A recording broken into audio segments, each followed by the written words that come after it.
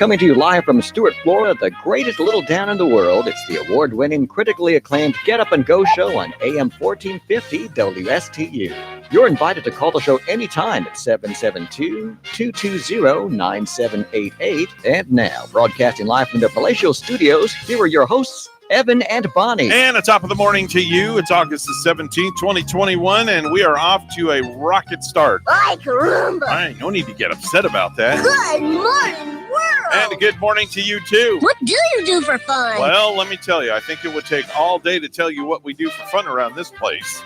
It is 6:07 this morning. Mr. Clock, would you please certify that? It's now 6:07 a.m. 6:07 a.m. as Mr. Clock says, and Bonnie, we are off and running with a vengeance this morning. Yeah, and we're breathing pretty well, too. Our breathing is up. We're not breathing too heavy, so we're not out of breath, even though we are running at top speed. Yeah, we run at warp speed around here. Sometimes we break the sound barrier, as they say. Yes, we certainly do. So I got home yesterday, and I told Rachel what we talked about yesterday, about her funny sounds. And coming out of the bedroom. Did she get all embarrassed about it and said, Evan, why did you do that? No, she thought it was rather funny. She wished she would have been listening. So what does she do? Well, she goes and finds the podcast and listens to the segment. And let me tell you, that girl laughed so hard, I thought she was going to pee her pants. Oh, yeah. She goes, oh, my. She goes, I wished I would have been awake for that. She thought it was rather hilarious. We were talking about it this early, just 24 hours ago, weren't we? At 6 o'clock in the morning. Strange sounds coming out of a bedroom with your 18-year-old in the other room.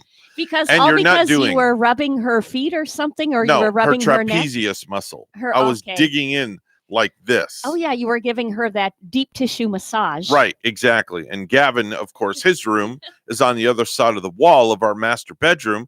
So can you imagine what the 18-year-old is thinking? What's going on in there? So did Gavin hear what was going on? Did he hear any of the sounds? Oh, yeah, he asked me. Yep, he did. He says, Dad, what were you and Mom doing last night? I says, well, to be very honest with you, son, it wasn't what you think it was. You know, he's a pretty brave kid because me as a kid, Gavin is still a teenager. Yes, he's 19. 18. 18. I would be afraid. I would be ashamed to even ask. No. I would just kind of tiptoe around that thing and pretend that I didn't hear what I heard. No, he has no shame at all to ask whatsoever. Not too embarrassing for the boy. Not in the least bit. So I answered the question. He asked me and I said, well, it's not what you think it was. And he just looks at me. He says, "No, I said we weren't doing the hibbity dibbity." You should have given him some of the dosage that you gave Rachel with the, grabbed Gavin by the shoulder and I didn't got behind his shoulder blade. Didn't want to hurt the child. Into the traps. Didn't want to hurt the child. But I wonder if he would have made some of the same noises. Well, the facial expression was priceless when I said to him, "We weren't doing what you think we were doing." Yeah. So, yeah, that was priceless, needless to say. Kind of reminds me of the episodes of the Waltons way back when poor John Boy Walton, I think he was up alone in his bedroom. Didn't he live upstairs and he had the top floor bedroom of the Waltons? I think so. And Mrs. Walton would be behind the door. Or was it Grandma? I don't know, but that just doesn't sound right. John Boy has the door locked for hours and all of a sudden he hears, John Boy? John Boy, what you doing in there, John Boy? Yeah, it's just not right. Well, they should have left John Boy alone. The boy needed his privacy, how I was feeling when I watched it. John Boy's a big boy. Yes. So just leave him alone.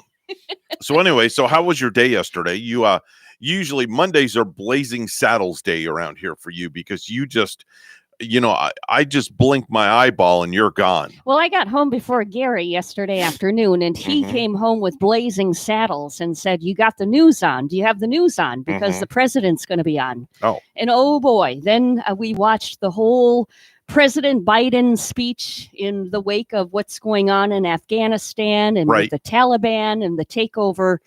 And we watched the speech in its entirety. The whole thing? It wasn't significantly long. It wasn't like an hour's long speech. So it wasn't a State of the Union address. Well, it was a major address, you Okay. might say. I mean, so did they interrupt regularly scheduled programming for this, or did you know what? We don't know was because this scheduled? we turned the regular network off to. I think we turned on either a CNN or a Fox. Well, we kind of like to roll with getting both points of view. Right. So first we watched the CNN, and then following the speech, we turned on the Fox programming when I believe people came out from the Pentagon and they answered questions, but we had our arms raised up in the air because I was waiting for Joe Biden to, answer some questions, but nope, he makes a speech and he turns around. I see the ugly back of his head. I shouldn't say ugly. And I that's see it. the back He's of gone. his head and he's gone. Like and yesterday's kitty litter. No comment, Wow. no answers. What did he talk Didn't about? want to Because face the reporters. I missed the speech. So can you give me some insight what he spoke about? Well, he kind of went in to say about how he's seen this thing in Afghanistan for the last 20 years. He's been over there. He's worked with it. He's witnessed it. He kind of like basically said that he thought it was time that we should get on out of there. Mm-hmm. And he went into the thing that struck me maybe kind of fuzzy was when he first got out there, I thought he was going to maybe show some appreciation and thankfulness and more thought to our military personnel and their families, families who maybe lost people fighting over there. I thought he might be addressing them first. But when he came out, he really, I don't know, kind of wanted to take the bull by the horns and make it look like none of it is his fault of what's happening here. The buck stops here with me. Okay. That's kind of like what he said, sort of went to in the middle of his speech yesterday. But I think I was wanting him more to really witness, to recognize the families and soldiers that have been fighting over there for so long and the cause. Exactly. I don't understand this. And to this day, I still don't get it. But why, excuse me, why in God's name do we have to send Americans to another country when it's not even our country? That's what I'm not getting. Well, see, that's what he did bring out too, Evan. So it gets really frustrating. Why are we there? It does get really frustrating and confusing to me, where he did bring up a really good, solid point that we've been fighting this fight for so long, and if the Afghan government and the Afghan military can't fight their own battle, he kind of brought up the point of why should we still be in this? Exactly. Which I can see. And you just said it right. You just hit the nail on the head. If they can't fight their own battle, well, touche, let them have at it.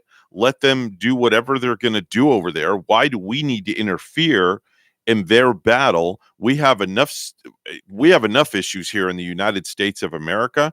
Why do we have to go over there and now pile on more crap on top of crap that's going on in today's society? Well, see, he's right in that way that maybe we shouldn't be over there anymore. But the way that he did it, and oh so fast and oh so abrupt, is many people feel, I think military too, that this situation wasn't really planned out, thought out well ahead, and handled right.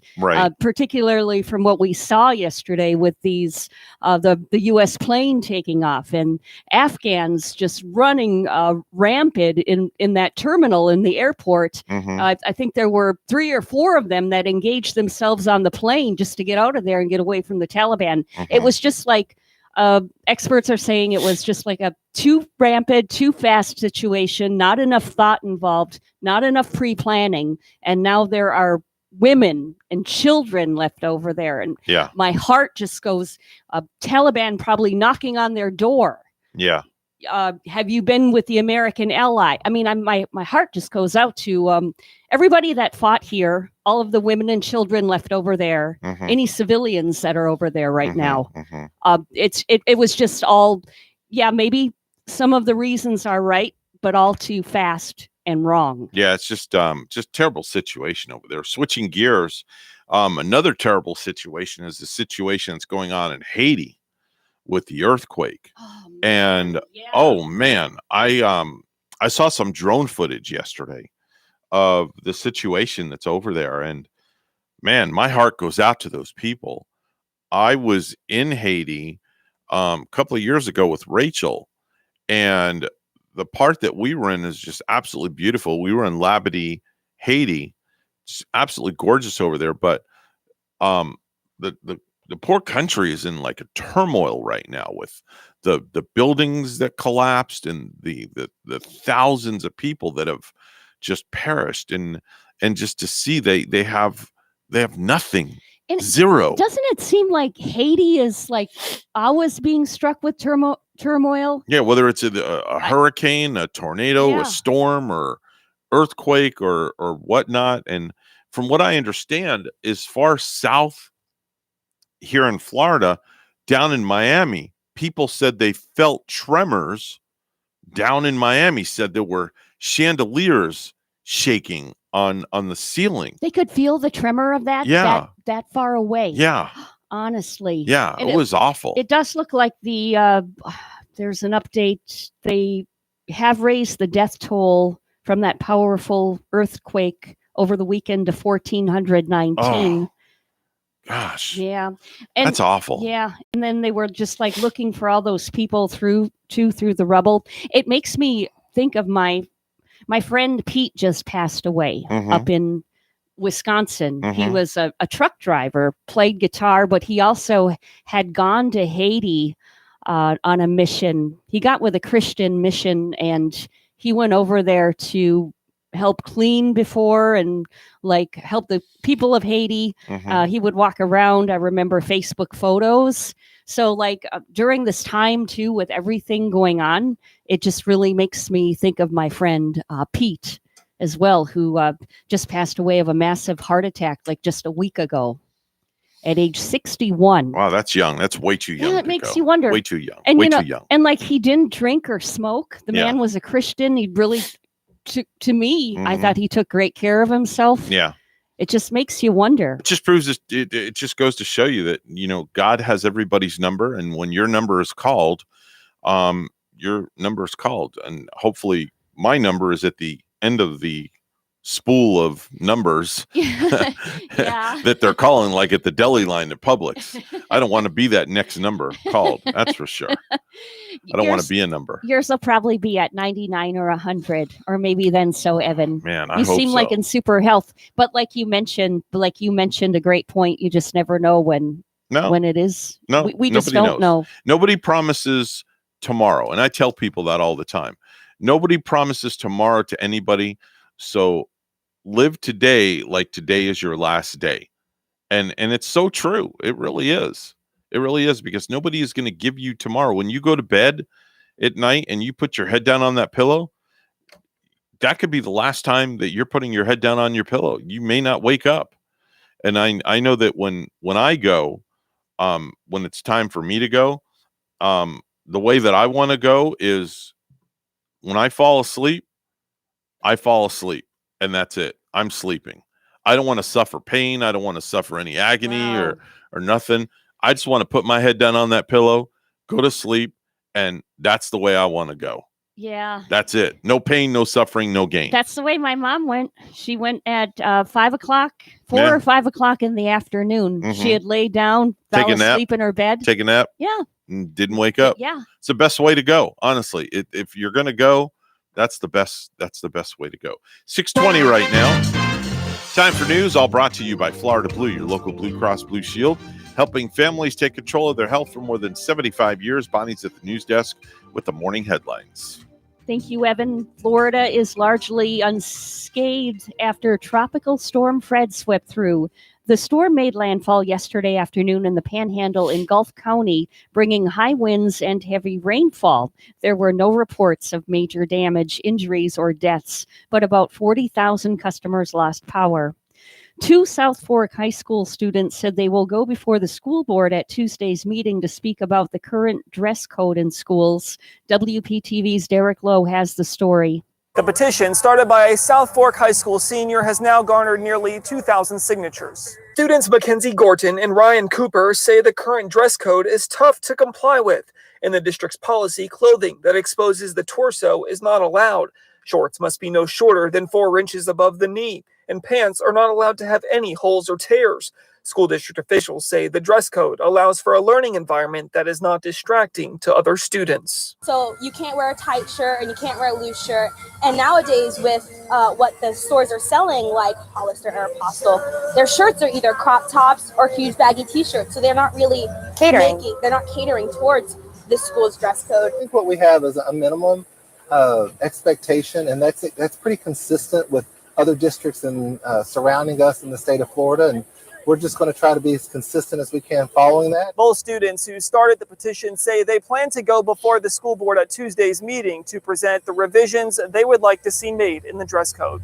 In Martin County, I'm Derek Lowe, WPTV, News Channel 5. Martin County School Superintendent Dr. John Millay helped break ground on a new elementary school in Palm City Monday, and WPTV's John Shaman with details. Martin County School Superintendent Dr. John Millay helping break ground on a new elementary school in Palm City Monday. It's a great investment by the taxpayers of this community. The school will be complete in August 2023, but in August of 2021, the news surrounding schools is mostly centered on COVID and masks. Our schools are safe. We're taking care of all the protocol. We're watching our mitigation strategies. As of Monday, the total number of confirmed COVID cases in Martin County schools is 36. Last year, the first 5 school days saw only 7 total cases. We're watching that each day. We're working with the local health department. We're listening to the Department of Education and other state authorities. Elsewhere on the Treasure Coast since the start of the school year, Indian River County reported 20 positive cases, 12 staff and 8 students. St. Lucie County reports 40 staff and 73 positive student cases. A lot of the same kind of angst out there amongst our members. How are we going to socially distance? How are we going to protect ourselves? David Freeland is the president of the Education Association of St. Lucie, representing about 2,700 district employees. Not teachers themselves calling out. Now we've got attendance issues, but because they're quarantined. Freeland says he sees a potential work slowdown as more people become sick. The union and the school district worked together this summer to provide a new COVID-19 leave program for school staff. If anybody gets sick or contact at work, they get 10 days of COVID leave before they have to start using their own sick leave or other leaves. The school board's decision last week to require staff to mask up also created some conflict among St. Lucie union members. I don't understand why they have to mask and students have a choice.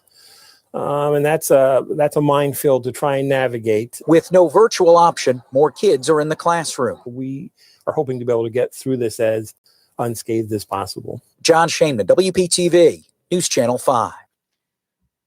A second site offering the monoclonal antibody treatment for COVID patients is now open in Orlando.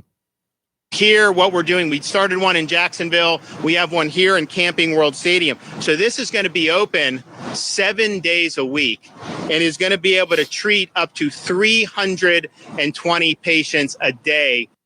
South Florida students are heading back to school amid a COVID spike. The good news is that more than 70% of Miami-Dade County's 12 and over population is vaccinated.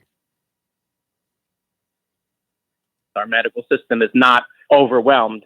Obviously, we have a bump, we have a surge, but because we had a significant amount of the population vaccinated, we are absorbing the hit from Delta better than most.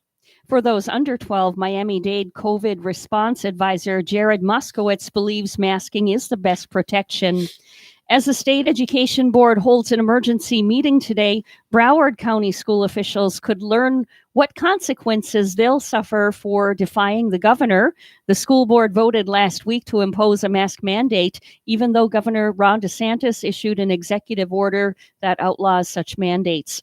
Lastly, Missionary Flights International, the decades-old Christian organization operating out of Fort Pierce, is continuing its work in Haiti following a devastating earthquake in the Caribbean nation on Saturday. Missionary Missionary Flight spokesperson J.J. Lane said Monday there was mass chaos in Haiti after the earthquake, the epicenter of which was in the southwest part of the country, and the organization's president, Joe Carabench, began taking calls. He obviously at that moment started looking and responding the best that he could, contacting people trying to get all the story straight and how it is that missionary flights could respond, Lane said.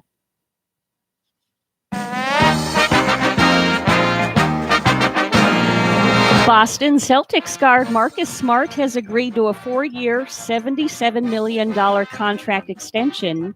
The extension, which begins with the 2022-23 season, is the maximum allowable off Smart's $14.3 million salary for 2021-22. The deal does not include a player option. News time is 6:27. We'll have weather and traffic together next.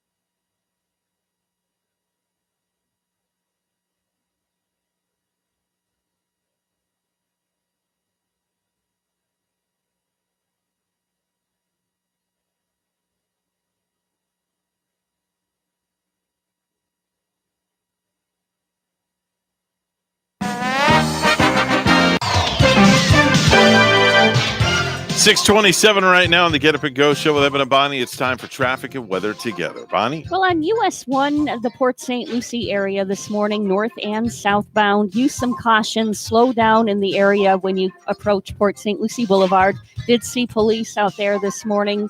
Construction crew workers. There's a little bit of a tie-up, a little bit of a slowdown in that area due to road construction. US 1 at Port St. Lucie Boulevard. Otherwise, we don't have any accidents, and there's your latest look at traffic. Stewart, it is 79, and in Norwich, England, it's 58. It's cloudy. Here's our weather at WPTV. Your WPTV First Alert forecast calls for temperatures this morning in the upper 70s to low 80s under partly cloudy skies and some isolated showers as the kids head to school this morning. This afternoon, highs in the low 90s, feels like temperatures in the triple digits. We'll see partly sunny skies throughout the day with a 50% chance for scattered showers and thunderstorms, most of that rainfall moving inland throughout the day. Tomorrow, highs in the low 90s, some morning coastal rainfall followed by a 40% chance for afternoon inland showers and storms. By the end of the work week through the weekend, drier air moves in, rain chances drop, more sunshine with highs in the low 90s. I'm WPTV First Alert meteorologist Katya Hall on WSTU AM 1450, Martin County's Heritage Station.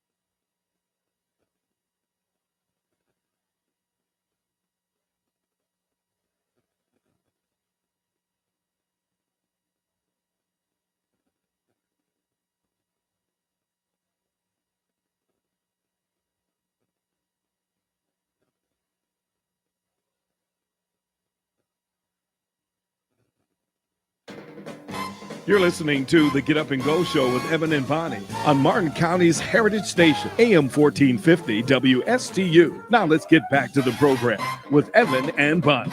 6:32 on the Get Up and Go Show, and it's time for viral videos.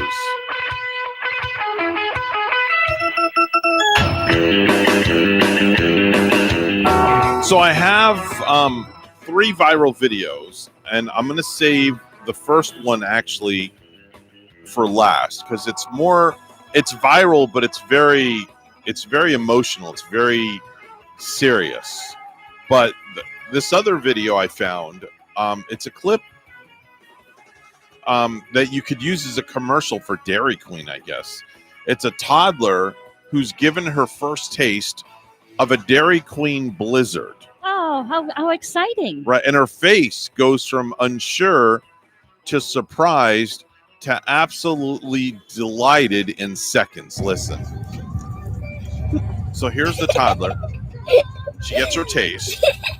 You hear the kid laughing in the background. You see it, right, Bonnie? Okay. That's so good. Is that amazing? Her facial expression is like, wow. I have a feeling that Dairy Queen will be calling that child. Possibly so. That should be a commercial for the Blizzard and the DQ. Yeah. I think that would capture many families and say, hey, let's go out for some ice cream. Yeah, definitely, sir. There's a TikToker by the name of Jonathan Young who does heavy metal versions of Disney songs. Oh, how cool. All right, heavy metal. And I know you like heavy metal. So this one that I found is of him performing Let It Go. And it's gone viral, and it's making the rounds all over the place. Listen. Let it go, let it go, and I'll rise like the break of dawn. Let it go, and the perfect sky is gone. Guy's really good.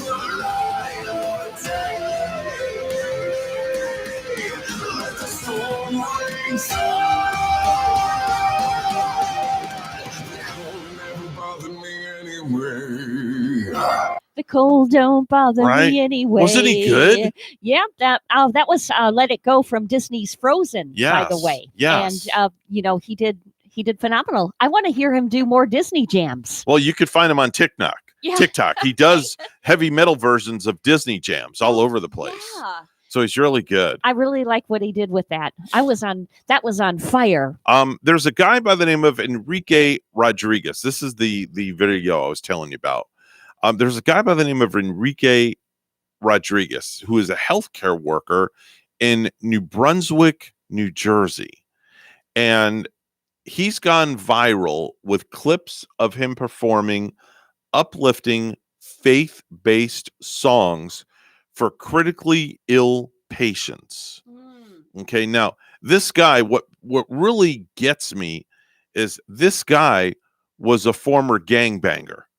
He was a former gang member, and he completely turned his life around after he found Jesus. That's incredible. I mean, completely. Amazing. Yeah. So the patient's mom asked the guy to sing to her son, whose eyes opened up a few seconds into the song. Was this boy in a coma? Or yes. He's in a coma state? He woke up and began speaking a little goodness of God and a thank you to Jesus.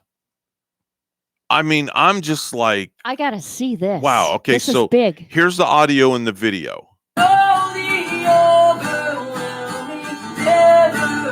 And his eyes are open right there.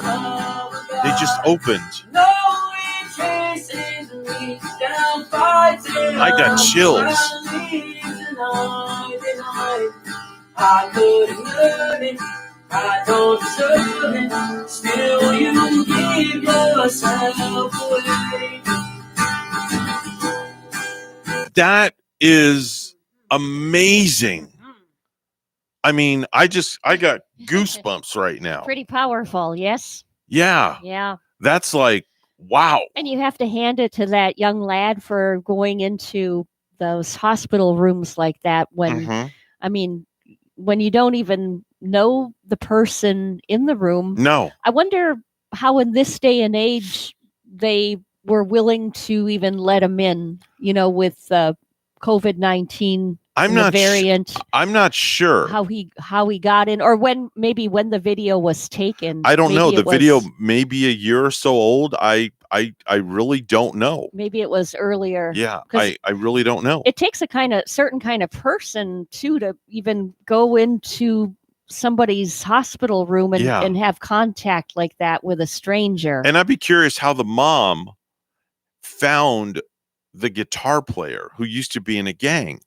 Maybe she heard him outside somewhere and invited him into the hospital as her guest. There's so many different scenarios. I'm sure they maybe hooked up on the internet or some sort of thing this day and age. But man, that's just so heartwarming that actually happened. Nice that he's doing, going to do those rounds to brighten people's days like that. Yeah, definitely. People are so terribly sick. Definitely so. I found an article online, but I don't want to use it yet because I'm waiting for when we have Linda Salisbury on.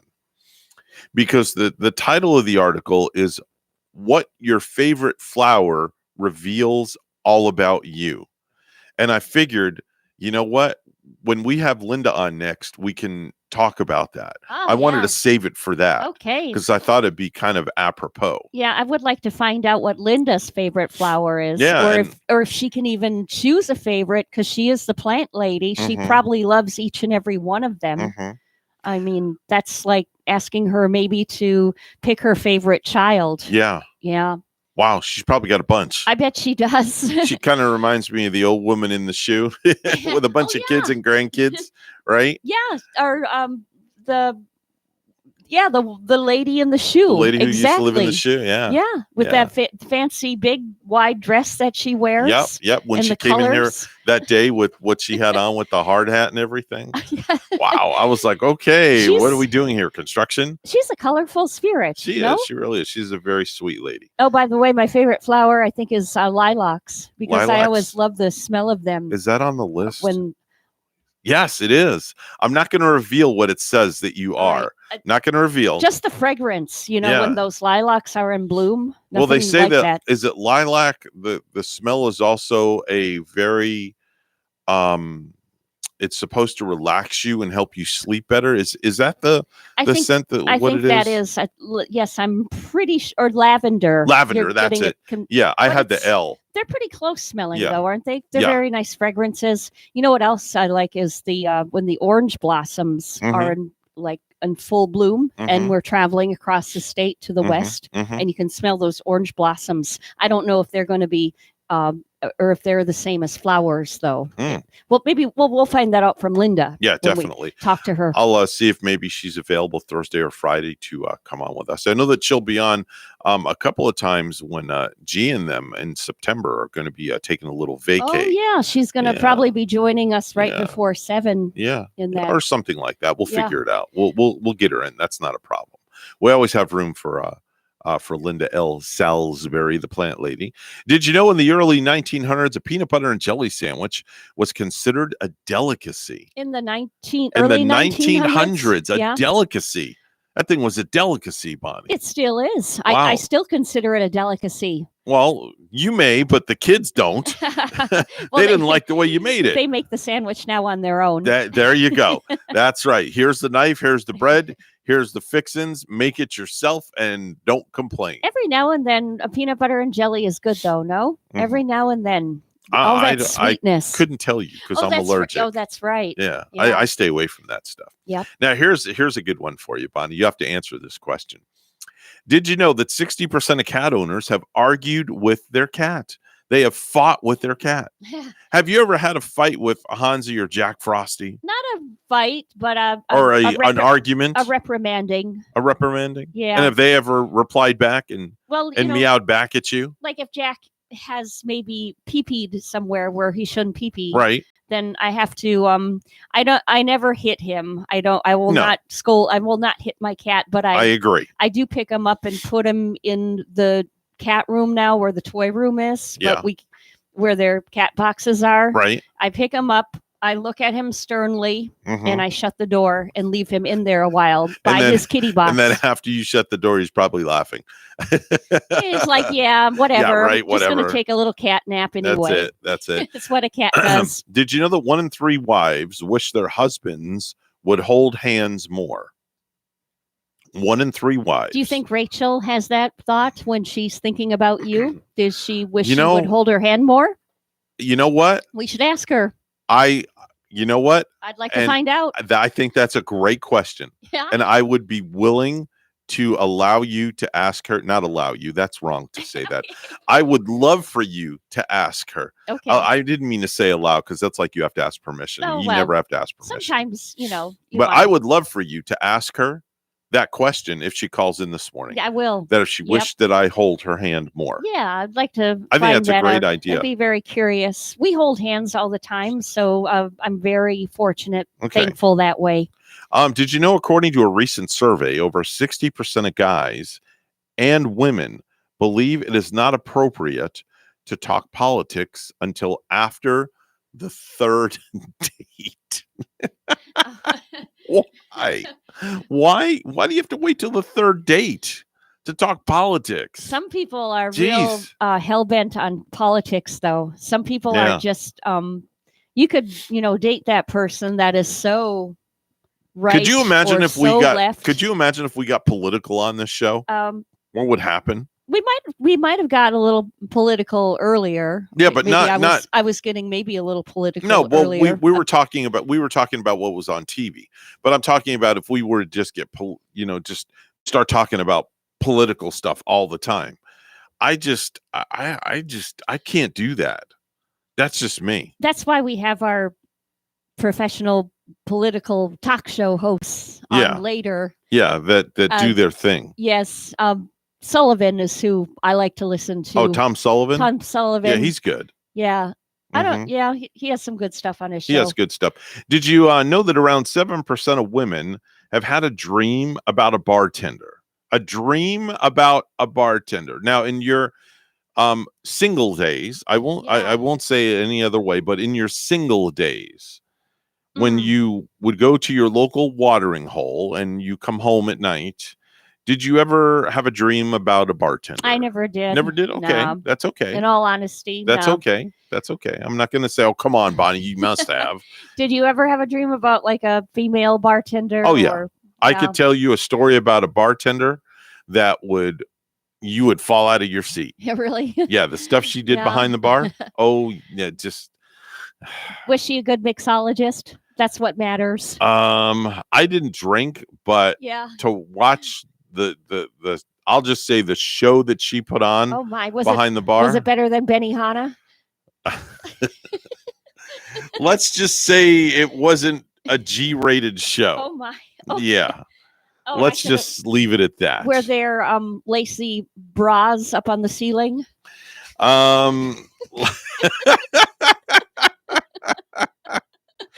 Well, Panties on the barroom walls? boy, you're really trying to get this out of me, aren't you? I'll tell you off air. Okay. I can't say. I'm not. I don't think. I think it would shell shock the listener. Oh my gosh! I'd Yeah, probably be shocked. too. Yeah, I'll tell you off air. That's Okay. all I'm gonna say. That's all I'm gonna say. I'll tell you off air. I'm not My, even oh gonna my. hint at what it was, but I will just simply tell you off air.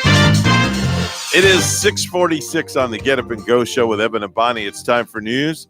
It's all brought to you this segment by St. Lucie Jewelry and Coin for the best deal in town on any type of precious metals. Please make sure and go see Hawk Levy at St. Lucie Jewelry and Coin. Bonnie is standing by with the headlines. Thanks, Evan. Senior U.S. military officials say the chaos at the Kabul airport Monday morning left 7 people dead, including some who fell from a departing American military transport jet. The officials spoke on condition of anonymity because they were not authorized to publicly discuss ongoing operations. Afghans rushed onto the tarmac of the capital's airport on Monday as thousands tried to flee the country after the Taliban seized power with stunning speed. Some clung to the side of a U.S. military plane before takeoff in a widely shared video that captured the sense of desperation as America's 20-year war comes to a chaotic end. Florida is largely unscathed after Tropical Storm Fred swept through. The storm made landfall yesterday afternoon in the Panhandle in Gulf County, bringing high winds and heavy rainfall. There were no reports of major damage, injuries, or deaths, but about 40,000 customers lost power. 2 South Fork high school students said they will go before the school board on Tuesday's meeting to speak about the current dress code in schools. WPTV's Derek Lowe has the story. The petition, started by a South Fork High School senior, has now garnered nearly 2,000 signatures. Students Mackenzie Gorton and Ryan Cooper say the current dress code is tough to comply with. In the district's policy, clothing that exposes the torso is not allowed. Shorts must be no shorter than 4 inches above the knee, and pants are not allowed to have any holes or tears.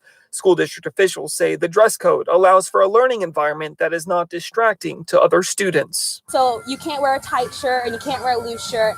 And nowadays with what the stores are selling, like Hollister or Apostle, their shirts are either crop tops or huge baggy t-shirts. So they're not really they're not catering towards this school's dress code. I think what we have is a minimum expectation, and that's pretty consistent with other districts in surrounding us in the state of Florida, and we're just going to try to be as consistent as we can following that. Both students who started the petition say they plan to go before the school board at Tuesday's meeting to present the revisions they would like to see made in the dress code.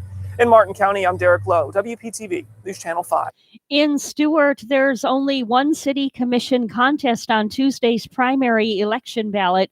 Voters will choose a Group 4 commissioner, either incumbent Troy McDonald or Karen Hall, to serve the next 3 years. The nonpartisan race is a repeat of the 2020 election when McDonald defeated Hall. Group 2 incumbent Becky Bruner will be reelected without opposition. Polls will open 7 a.m. to 7 p.m. The Biden administration is poised to announce that many Americans will need a booster shot, according to reports from the New York Times and Washington Post. 2 administration sources told the New York Times that Americans will be asked to get a booster shot 8 months after they were fully vaccinated. The first doses of the booster shot are expected to be administered in September, according to the Washington Post. They would likely go to people in assisted living centers and healthcare workers first. The Biden administration reportedly came to the decision after receiving data from Israel, which showed the Pfizer vaccine was not as effective in protecting elderly people who were vaccinated at the beginning of the year. Fears about the rapid spread of the COVID-19 Delta variant are keeping gas prices down in Florida. AAA's Mark Jenkins says continued concerns about the spread of the coronavirus prevented gas prices from gaining any ground last week. Jenkins says crude oil and gasoline futures prices have fallen due to worries about how the Delta variant could reduce global demand. He added prices should continue to trend lower, at least over the coming week. In Florida, the statewide average for a gallon of regular is $3.01, down a penny from last week. I'm Rick Hoschel. NASA and SpaceX are preparing to launch their 23rd commercial resupply services mission to the International Space Station. A Falcon 9 rocket carrying the company's Dragon spacecraft is scheduled for liftoff a week from Saturday at Kennedy Space Center. Lastly, after last week's game between the Yankees and the White Sox in Iowa, everybody's talking about Field of Dreams. So it makes sense that this news would drop now. A TV series based on the movie has been given the green light at NBC's Peacock streaming service. Not much is known about it yet, except that it's being developed by Mike Schur, the guy who created The Good Place. His other credits include Parks and Rec, The Office, SNL, and Brooklyn Nine-Nine. But Field of Dreams will be a drama, not a comedy.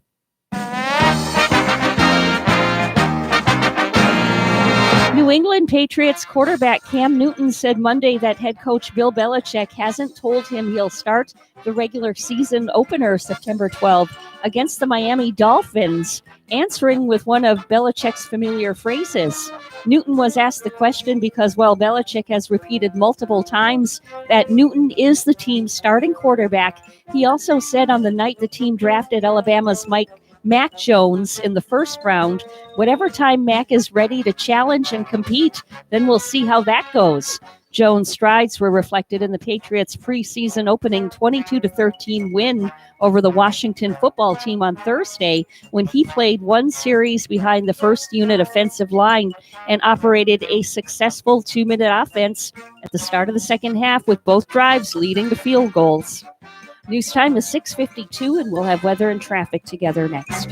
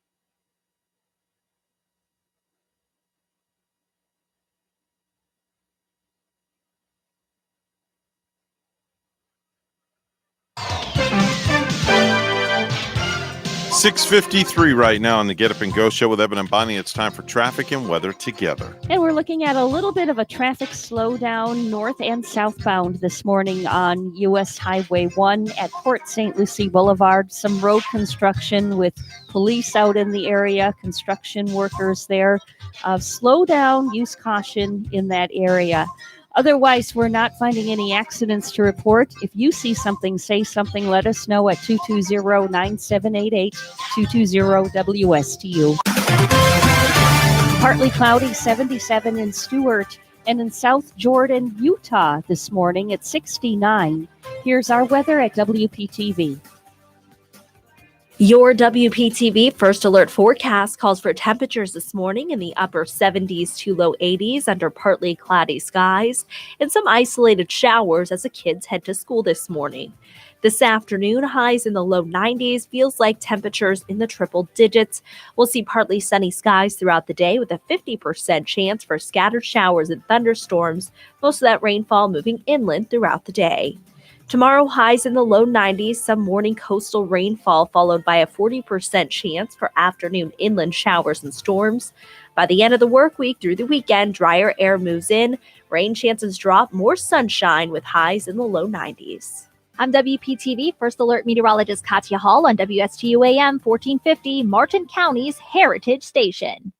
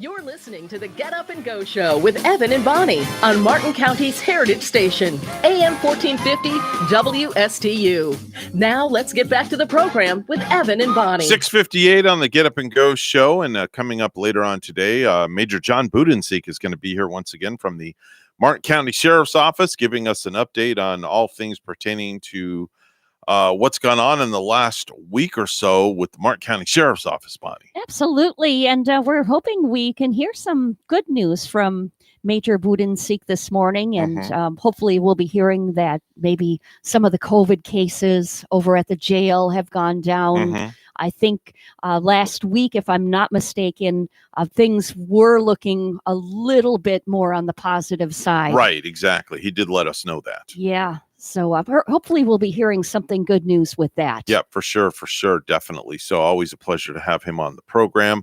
And, folks, you can always give us a call here. We always have the phone open. We don't shy away from calls. 220-9788, 220-WSTU. That is the number to always reach us.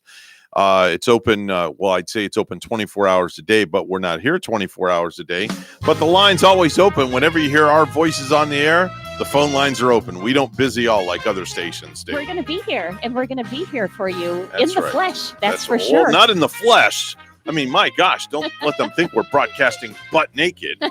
But we'll be here fully clothed. How's that? That's a little better. Yeah, we'll try to keep the clothes on. We're not at Blind Creek Beach today. Sorry.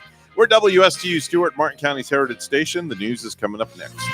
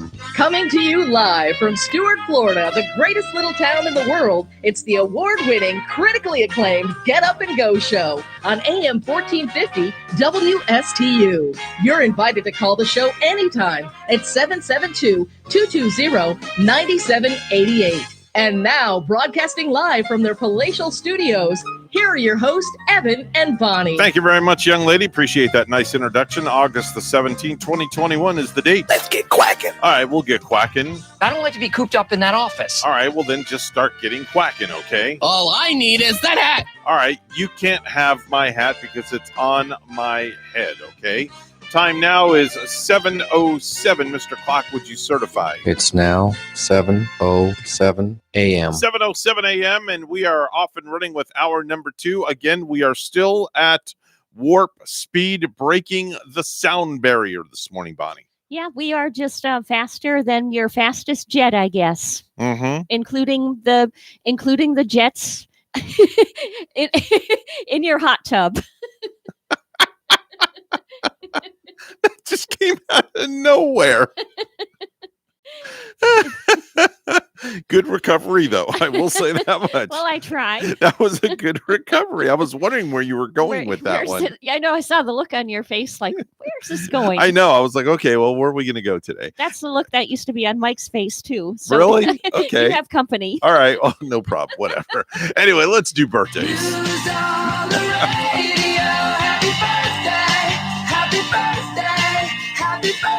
But see, that's what makes for great radio is because you go off the cuff and you just say the silliest things sometimes. Yeah, and you don't break a sweat either. Yeah, exactly. Notice I didn't say stupid. I said silly. Because that's silly. just saying stupid is downgrade. So silly is much better. I like silliness once in a while. We can be silly. We can be silly as long as we broadcast with our clothes on. So what do you got for me this morning for birthdays and anniversaries? Well, I guess since I'm going out to get the gift right after this, happy belated birthday to my friend John in Port St. Lucie. Oh. Who just celebrated his birthday on Sunday. Okay. And no, I didn't make it over to take him out to eat. No? He's a little leery about going out with the COVID variant and All stuff. right. Or the Delta variant. Can we say how old John is? Is he like 40? Yeah, he's about 46. All right. I like that. I'll take it. Yeah. and 46 years old for John. Very masculine Very still. good. And Okay. I'm gonna go get him a couple of gifts and a card. And, Buy him a bottle of like Captain Morgan. I bet he'd like that. you know, he's Does he drink? not a huge drinker. No? Once in a while, All I'll right. stop over and he'll pour me a glass of wine. Okay. He's not like a big drinker himself. All you know. right. I got bit. Sorry, I'm scratching my ankle. I know that's off the cuff right He's now. a thinker, not a drinker. Ouch. Something bit me down here. I don't know what it is. Maybe it was that little gnat that was I flying don't know. around earlier. I think I killed it. Oh, Yeah, because it has been flying around lately. what could that be? Oh, I don't know. Now you're starting to make me itch. I know. You know, that's kind of like when somebody starts itching, you start itching yourself. See, I'm it's wearing kinda my. Did you notice I'm wearing my 2 days in a row? I'm wearing my slip-on shoes with no socks. Yeah. Which is very rare. I don't wear socks. They look very comfortable, but They do the are. shoes get a little stinky smelling when No. you don't wear socks? Are you with them? insinuating that I have nasty feet? Let me take my shoe off and prop my foot on the counter, and you tell me. No, No, they don't actually. I don't 'cause- have a hot towel ready. You can't. No. And to answer that question, no, my feet don't stink because I have nice smelling feet, and my feet don't sweat in these shoes. Do you get the Dr. Scholl's? No, I don't know what it is, but Yeah. these are the only shoes. Honestly, these are the only sneakers that I can wear without socks that my feet they won't sweat inside them. I don't know what it is. That's a good shoe then. So- That's telling you that's a pretty good shoe. I don't know. What make is that? I Are those Dr. I'd have to Scholl's? take my shoe off to look, and I'm not going to do that in the studio. Out of respect for you, I won't do that. I don't care. No, I'm not going to do that. I could care. I Sorry. don't care. I'm not going to do I've smelled that. Cheetos before.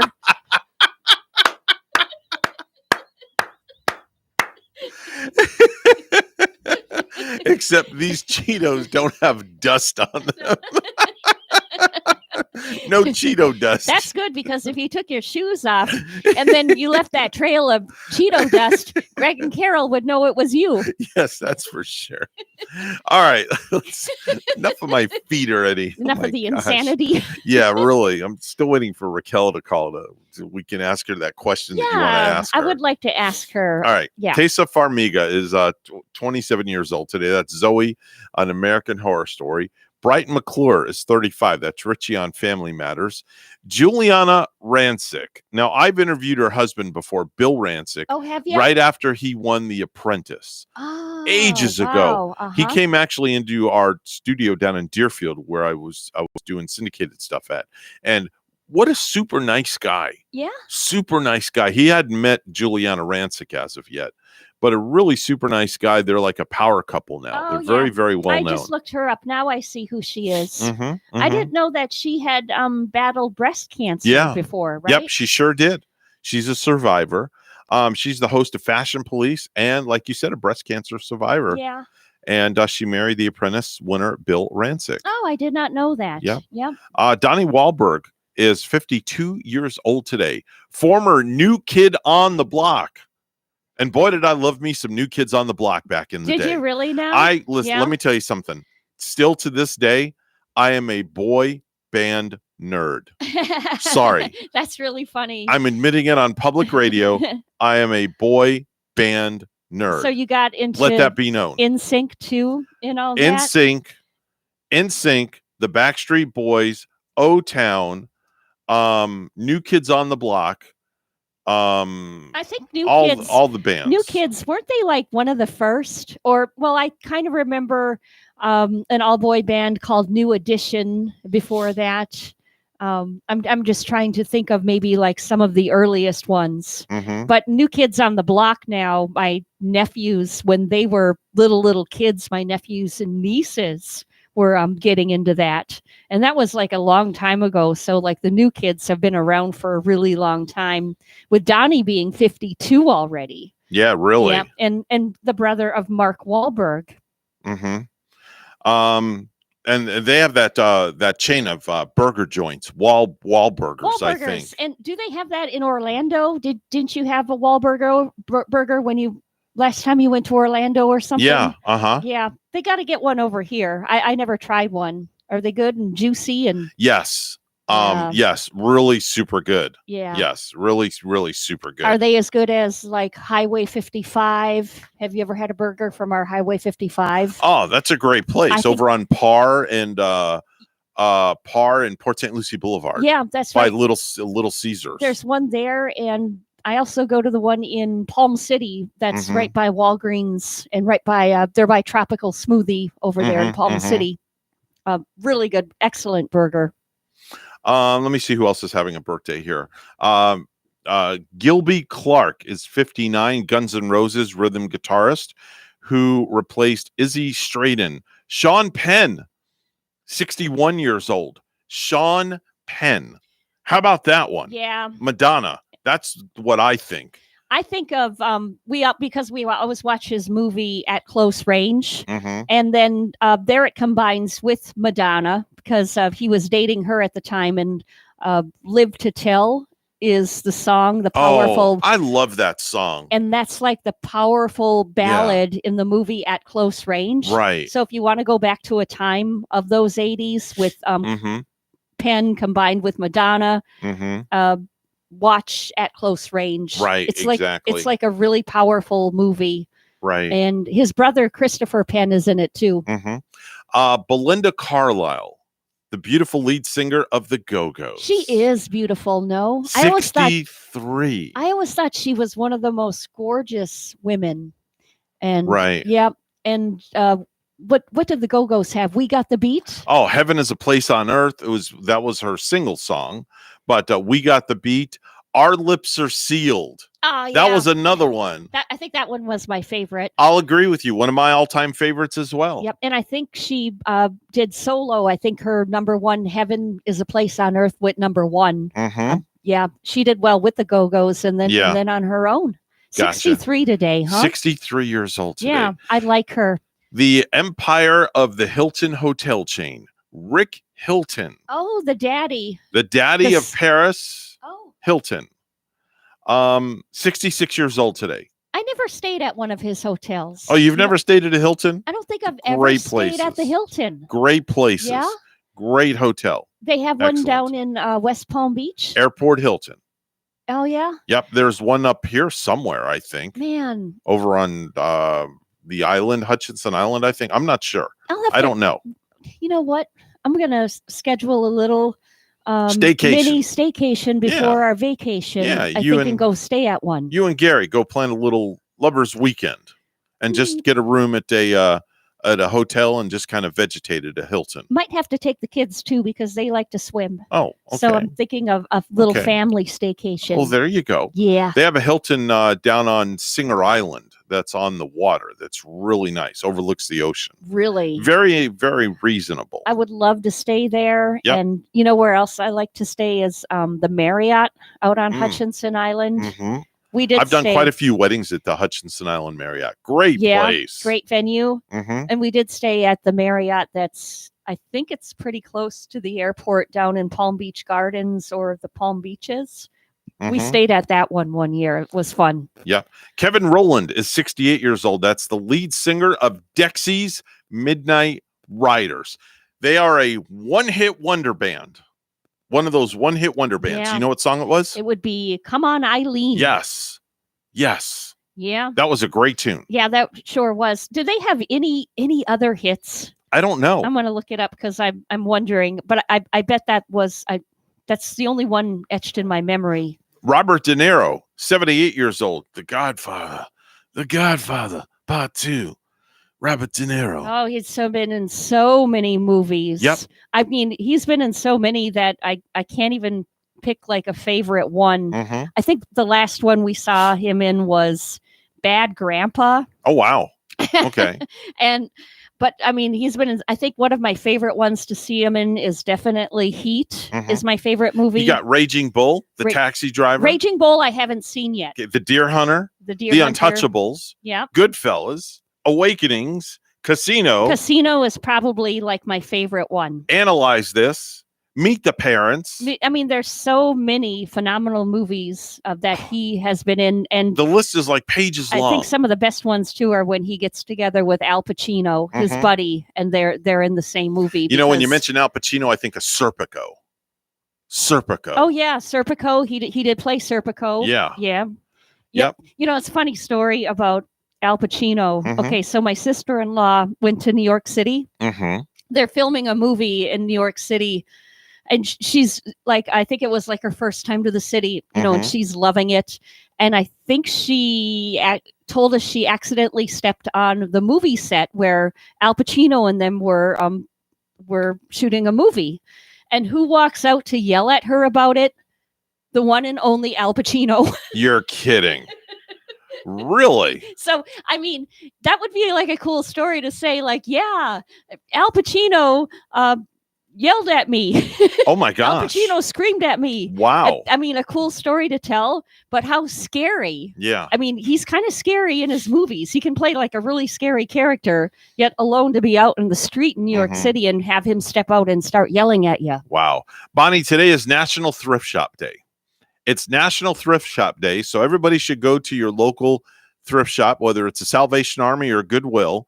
And I have found some great clothes at these thrift shops.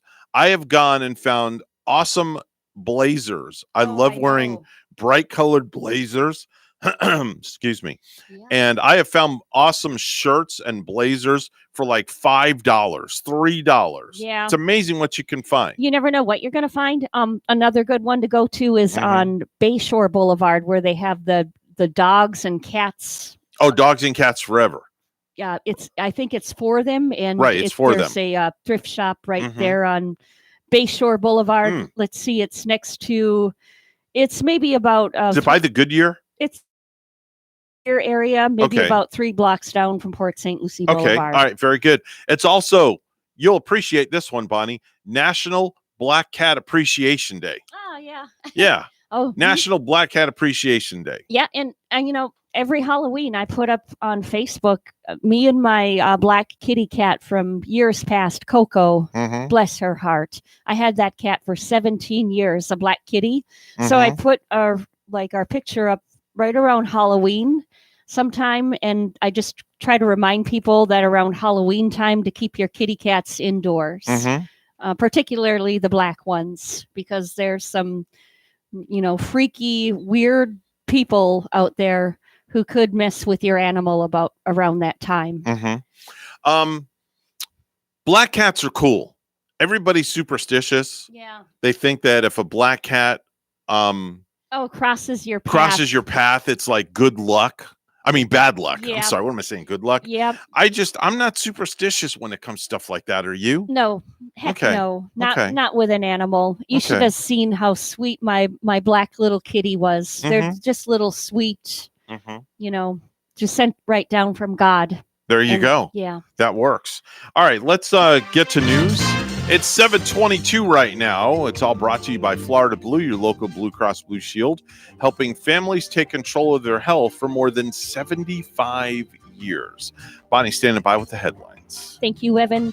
Martin County School Superintendent Dr. John Millay helped break ground on a new elementary school in Palm City Monday. WPTV's John Shaman has the details.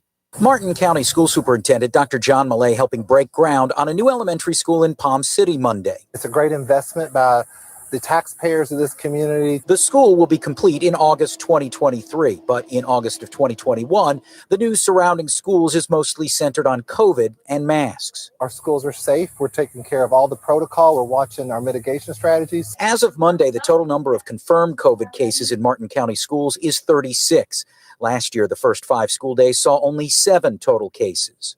We're watching that each day. We're working with the local health department. We're listening to the Department of Education and other state authorities. Elsewhere on the Treasure Coast, since the start of the school year, Indian River County reported 20 positive cases, 12 staff and 8 students. St. Lucie County reports 40 staff and 73 positive student cases. A lot of the same kind of angst out there amongst our members. How are we going to socially distance? How are we going to protect ourselves? David Freeland is the president of the Education Association of St. Lucie, representing about 2,700 district employees. Not teachers themselves calling out. Now we've got attendance issues, but because they're quarantined. Freeland says he sees a potential work slowdown as more people become sick. The union and the school district worked together this summer to provide a new COVID-19 leave program for school staff. If anybody gets sick through a contact at work, they get 10 days of COVID leave before they have to start using their own sick leave or other leaves. The school board's decision last week to require staff to mask up also created some conflict among St. Lucie union members. I don't understand why they have to mask and students have a choice.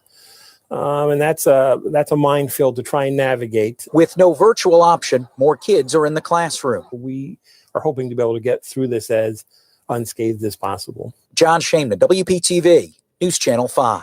The number of COVID hospitalized patients at some Treasure Coast hospitals on Monday is the greatest since the start of the pandemic, increasing 16% over the weekend as coronavirus cases statewide continue trending up. A total 277 COVID hospitalized patients were at 3 of the 4 Cleveland Clinic hospitals in Martin, St. Lucie, and Indian River counties. A second Florida site offering the monoclonal antibody treatment for COVID patients is now open in Orlando. Here, what we're doing, we started one in Jacksonville. We have one here in Camping World Stadium. So this is going to be open 7 days a week and is going to be able to treat up to 320 patients a day. As the state education board holds an emergency meeting today, Broward County school officials could learn what consequences they'll suffer for defying the governor. The school board voted last week to impose a mask mandate, even though Governor Ron DeSantis issued an executive order that outlaws such mandates. In Stewart, there's only one city commission contest on Tuesday's primary election ballot. Voters will choose a Group 4 commissioner, either incumbent Troy McDonald or Karen Hall, to serve the next 3 years. The nonpartisan race is a repeat of the 2020 election when McDonald defeated Hall. Group 2 incumbent Becky Bruner will be reelected without opposition. Polls will be open 7 a.m. to 7 p.m. Tiger Woods, the GOAT of golf, is giving the first Pop Stroke a facelift while expanding his 18-hole putting courses to 7 more locations in 3 states. Woods and his TGR design team are planning to redesign the 2 courses at the Port St. Lucie Golf Entertainment venue this year, said Pop Stroke founder Greg Bartoli. The redesign will make the courses more suitable for all ages and skill levels, he said. The courses are very challenging, Bartoli said, and we're going to kind of soften them up a little bit and make them a little more player friendly. That's what Woods is all about. And lastly, a 96-year-old World War II veteran named John Plyman recently sang the national anthem at a minor league baseball game in Michigan. Now his performance is making the rounds on social media. Another vet in California named Tom Rice marked his 100th birthday on Sunday by jumping out of a plane. He was a paratrooper in World War II and jumped into Normandy on D-Day. So the 101st Airborne Division took him up for a tandem skydive, and they landed on a beach near San Diego.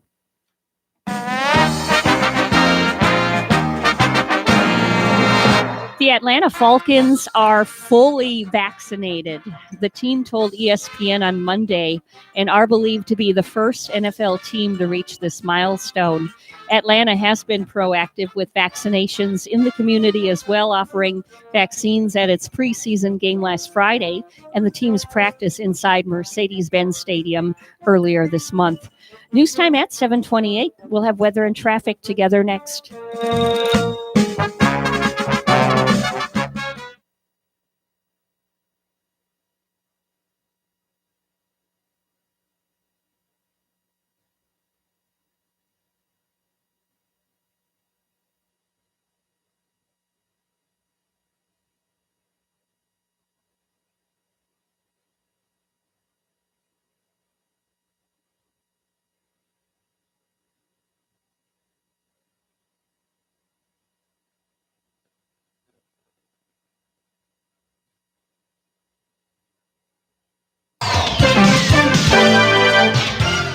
$7:29 right now on the Get Up and Go show with Evan and Bonnie. It's time for traffic and weather together. Bonnie? Well, for Martin and St. Lucie County at the moment, we're not finding any accidents. We're not seeing any tie-ups, including major highways. So far, so good on this Tuesday morning.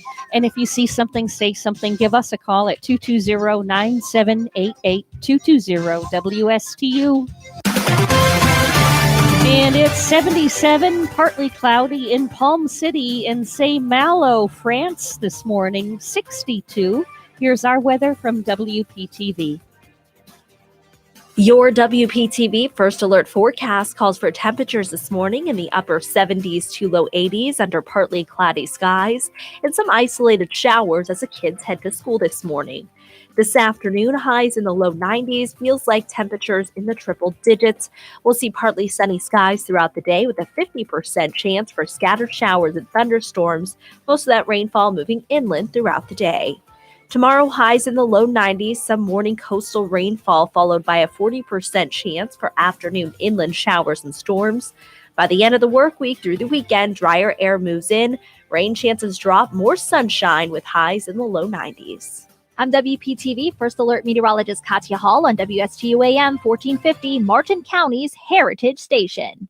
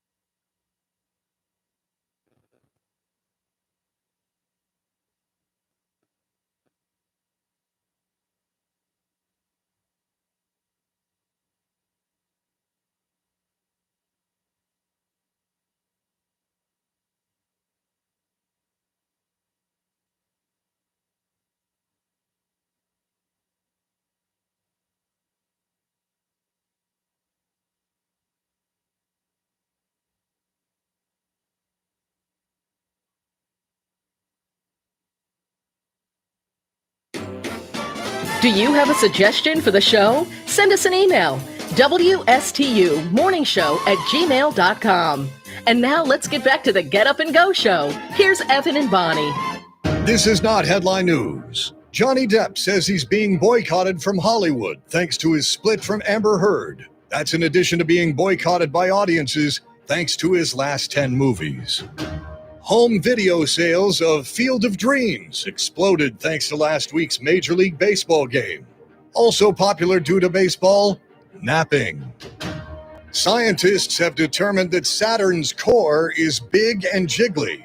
So a record company has already made Saturn the newest female hip-hop artist. And the first living Asian murder hornet was spotted in Washington State. And like many in Washington State, it was getting high in a van. This is not headline news. From not headline news, we go to the stupid stuff. And now it's time for Stupid News. It's so stupid and awesome. Where we ask the important questions. Are some people too stupid to live? Why are people so stupid? Are you effing stupid? Oh, yeah. Love when I hear the banjo picking. Kind of takes me to the hills, so to speak, Bonnie. Yeah. To them redneck hills Yeah. where George lives. Where Where George lives. Yeah, where my father-in-law lives. It kind of reminds Tennessee. me of Johnson City, Tennessee. It reminded me of the Beverly Hills, like Yeah. with the Beverly Hillbillies. Yeah. Listen Texas to a tea. story about a man named Jed. That's right. Poor mountaineer, barely kept his family fed. Listen to a story about a man named George. Yeah. But only we know that George feeds his entire family because he's a very good cook. Yeah. He's a very good chef. I know. He cooks a turkey when he comes down here. I know. You can send some of that over. I will. Well, if we do our party, you and Gary are invited All over. right. You think you're going to do that party? I'm going to have a conversation with the wife about it. All Not right. sure. I'm on the fence right now. I was all gung-ho, but now with this second wave of Yeah. stuff going on, I'm getting a little You leery. don't want to send people home wondering if they're going to Yeah. get sick from being at your Yeah, party. I'm a little leery.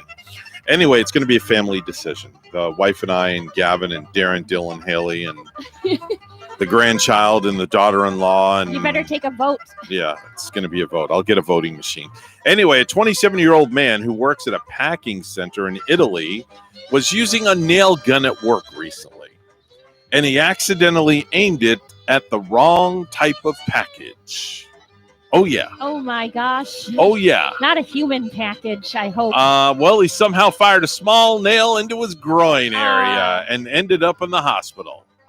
Now, we don't want to get too graphic, but he missed his main unit and hit the dangly bits instead. Yikes. So he was in a little bit of pain. But when he showed up in the ER, the doctors couldn't find the nail. It was less than an inch long. The nail, and that's all we're talking about. They have to operate. Well, they They- couldn't find a puncture wound, They got to so get it out of there. they did an ultrasound, but still couldn't see it. So they eventually brought in a urologist who did another ultrasound, and that one did find the nail. Thank goodness. Luckily, his two most important bits down there Oh. dodged a direct hit. Glad there's a good ending to this story. At least we can get some relief. It missed the right. They go into detail here. This is great. It missed the right one by millimeters, and they were able to remove the nail with a very simple surgery, and he was out of the hospital the next day. Oh yeah. Could you imagine the pain he would be feeling? Even coming out of the hospital, Man. all that repercussion and Oof. just the dirty deed itself Mhm. of that nail just grinding. I mean, oh my word. I guess you could say he nailed it. Just like Rachel did screaming the other night. Oh my gosh. She nailed it with the screams. I wonder if he's going to be going out on that assembly line. Oh my gosh. If he even dares to go back. Mm. Ugh. Mm-mm. That had to hurt. Yeah. Just thinking about that is pain. I'm just like shaking right now. Yeah. Just thinking of that is painful. Ooh. Ooh, man. Because of the pandemic, some new parents have been able to travel to see relatives. They haven't been able to travel to see relatives. I'm sorry, I read that wrong. New parents? Yeah, did because you say? because of the pandemic, some new parents have not been able to travel to see relatives. Mhm. That's a universal frustration. Now, in Japan, someone has come up with a solution. figures in Japan somebody would come up with a solution. What's the solution? Okay, well, according to The Guardian, new parents in Japan have been sending their relatives rice bags that are customized to weigh the same as their newborn. Yes, they're mailing rice bags. The idea is that relatives can hold the bag of rice and pretend it's a baby. Wow. Okay. And there's a picture of the baby's face attached to the front of the rice bag. And there are add-ons that you can get, like blankets, diapers, etc., so on and so forth. The person who came up with the idea is the owner of a rice shop in southern Japan. So the cynics might say that it's just a way to help sell more rice. Sell some more rice. Yeah. But now multiple companies are making them, and the prices vary based on the weight of the child. But roughly, you're looking at about $30. Yeah, right. Yeah, but if it's safe, it's a safer thing. And if it's sentimental to the maybe grandparents that they're sending the rice bags to, I say, why not? Sure. Why not send it? Why not? What do you have to lose? Yeah. What do you have to lose? Hi, good morning. You're on the air. Good morning. Oh, there she is, like right on cue. It's the girl that was screaming in the bedroom that we had to make sure that Gavin didn't think something wrong was going on. My gosh. Yeah. Were you a little bit embarrassed about that story? I asked Evan. No, actually, I was laughing hysterically over it. Yeah. Because the bedroom door was open. Yeah, the bedroom door was open. So it was Still Gavin. I was sitting up on the bed. He dared not look in though, still, right? Well, he wouldn't have seen anything. I mean, she was just sitting upright in the bed. She was covered, and I was just digging into the trapezius muscle. Yeah, but if I heard those noises come from my parents' bedroom, I would be far away from that. I would not dare even look in, even if you had that door open, wide open to see. I would be running scared. Hey, Bonnie has a question for you. Oh, yeah. I guess we were wondering, do you wish that Evan would hold your hand a little bit more lately? He does hold my hand. There you go. Okay, so that's what we wanted to find out. There you go. Because what was the percentage of women? 9%. 9% of women. 9% of women wish that their significant other would hold their hand more often. More often, not just hold the hand more often. So do you wish that I would hold your hand more often than I do? Well, I mean, anytime we're out, you're holding my hand. I mean, you're going to hold my hand when we're sitting in chairs? Yeah. Well, yeah. no, we do it at home. We don't do that. Yeah. I don't do that.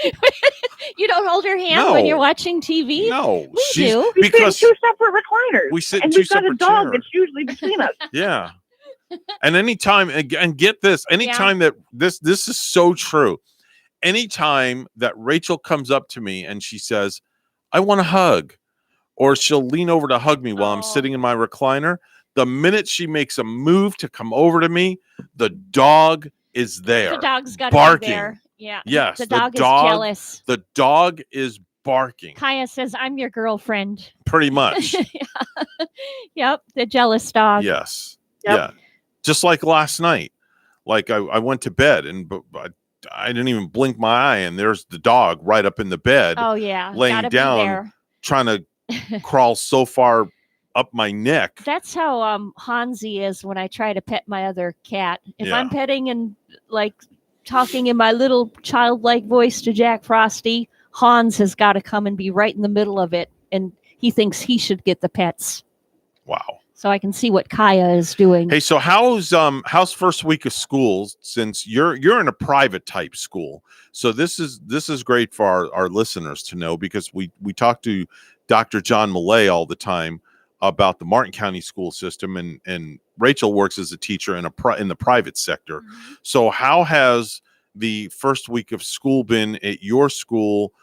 Tell me a little bit about like the masks, what's mandated, what's not mandated, what's going on there. Well, currently for our school, they're not mandated. It's parents' choice. Okay. So we do have students that come in masks and they wear them all day. And then we have students that don't wear masks. But we are very vigilant about cleaning and sanitizing and hand washing and hand sanitizing. Mm-hmm. Mm-hmm. So, I mean, the last school year, we had 0 cases. That's amazing. That's then, and actually, I think that's great. With how many kids? How many students? 130. Yeah, That's really that's good. a good stat then. Yeah, that's really good. No cases of COVID with Terrific. 130 kids. But they're very vigilant, like she says, about Yeah. cleaning. Oh, yeah. And You have masks handy Yeah. and the sanitizer handy. Now, last year, did you guys do temperature checks as before they came into the school and all that? Last year we did temperature checks when they entered and when they in the morning when they arrived and in the evening when they left. Okay. Now, what about now this year? No, we're not currently doing them. Okay. All right. Do your kids get to school by school bus, or do most of the parents just bring them? Mm-hmm. Yeah, parents pick up and drop off. I don't think we're having this problem here in Martin County, but I heard like down in the Palm Beaches this morning, they have such a shortage of drivers. And then when they do have the drivers, some of the school bus drivers are even picking the kids up late. So like they're really having some problems down that way. Oh yeah, I've heard. I have a friend on Facebook, and her son the first 2 days of school didn't even get picked up. Yeah. Wow. Yeah. I've heard things like that. Like That's crazy. Not showing up, or maybe showing up an hour behind and then getting to school late. That's insanity. Wow. That's amazing. So 130 kids, no cases of COVID. That's a really super good stat for the school. That's that really wonderful. is. That really. Yep. But it just goes to show you too. They're vigilant. They're very careful in what they're doing. Your also school as well. in St. Lucie County? Yeah. Yeah. Yeah. It's up in St. Lucie County. It's off of you know where the Thirsty Turtle is? Yeah, I sure do. It's like one block down and then okay. to the right. That's why you guys like to go to the Thirsty Turtle. I know. You pick We up haven't- Rachel we after haven't been in- school and you head on out there. We haven't been in a while. Maybe. What am I doing tonight? Let me look at my calendar. See, now you got me thinking.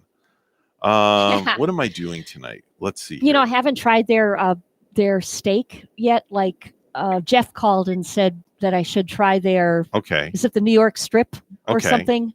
Okay. I still haven't tried their steak, but their fish and chips is just wonderful. Okay. I'm free this evening. Maybe we could have a date night. How does that sound? Okay. Oh, that was easy. And then you can hold hands. We sit across from each hold other. hands like you peer into one another's eyes, gleaming across the now table. you're getting a Holding little hands. now you're getting a little excessive here. Yeah. Yeah, that's wishful thinking. Yeah, because on both ends. you're like, we've been married for 24 years, but that's what we would say. Yeah. Too. How many years have we been married now? I honestly I don't remember. Is it? We're in 2021, so we got married in '99. So this year will be 22 years, 23 years. And it's coming up in October. Very good. Wow, long that's time. crazy. And she can tell you that I can tell you the date was 10/10.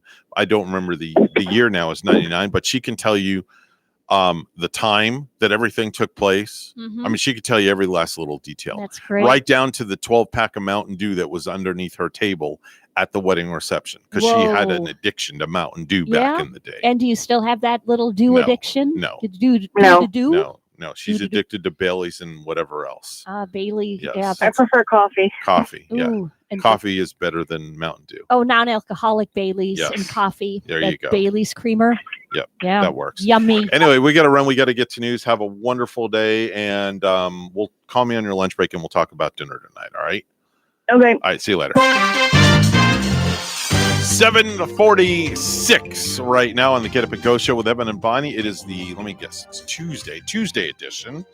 Let's go to the news desk. It's all brought to you by St. Lucie Jewelry and Coin for the best deals in town on any type of precious metals. It's always Huck Levy at St. Lucie Jewelry and Coin. Here's Bonnie at the news desk. Senior U.S. military officials say the chaos at the Kabul airport Monday morning left 7 people dead, including some who fell from a departing American military transport jet. The officials spoke on condition of anonymity because they were not authorized to publicly discuss ongoing operations. Afghans rushed onto the tarmac of the capital's airport on Monday as thousands tried to flee the country after the Taliban seized power with stunning speed. Some clung to the side of a U.S. military plane before takeoff in a widely shared video that captured the sense of desperation as America's 20-year war comes to a chaotic end. 2 South Fork High School students said they will go before the school board on Tuesday's meeting to speak about the current dress code in schools. WPTV's Derek Lowe has the story. The petition, started by a South Fork High School senior, has now garnered nearly 2,000 signatures. Students Mackenzie Gorton and Ryan Cooper say the current dress code is tough to comply with. In the district's policy, clothing that exposes the torso is not allowed. Shorts must be no shorter than 4 inches above the knee, and pants are not allowed to have any holes or tears. School district officials say the dress code allows for a learning environment that is not distracting to other students. So you can't wear a tight shirt and you can't wear a loose shirt. And nowadays with what the stores are selling, like Hollister or Apostle, their shirts are either crop tops or huge baggy t-shirts. So they're not really they're not catering towards the school's dress code. I think what we have is a minimum expectation, and that's pretty consistent with other districts and surrounding us in the state of Florida, and we're just going to try to be as consistent as we can following that. Both students who started the petition say they plan to go before the school board at Tuesday's meeting to present the revisions they would like to see made in the dress code. In Martin County, I'm Derek Lowe, WPTV, News Channel 5. South Florida students are heading back to school amid a COVID spike. The good news is that more than 70% of Miami-Dade County's 12 and over population is vaccinated. Our medical system is not overwhelmed. Obviously, we have a bump, we have a surge, but because we had a significant amount of the population vaccinated, we are absorbing the hit from Delta better than most. For those under 12, Miami-Dade COVID response advisor Jared Moskowitz believes masking is the best protection. Fears about the rapid spread of the COVID-19 Delta variant are keeping gas prices down in Florida. AAA's Mark Jenkins says continued concerns about the spread of the coronavirus prevented gas prices from gaining any ground last week. Jenkins says crude oil and gasoline futures prices have fallen due to worries about how the Delta variant could reduce global demand. He added prices should continue to trend lower, at least over the coming week. In Florida, the statewide average for a gallon of regular is $3.01, down a penny from last week. I'm Rick Hoschel. The Biden administration is poised to announce that many Americans will need a booster shot, according to reports from the New York Times and Washington Post. 2 administration sources told the New York Times that Americans will be asked to get a booster shot 8 months after they were fully vaccinated. The first doses of the booster shot are expected to be administered in September, according to the Washington Post. They would likely go to people in assisted living centers and healthcare workers first.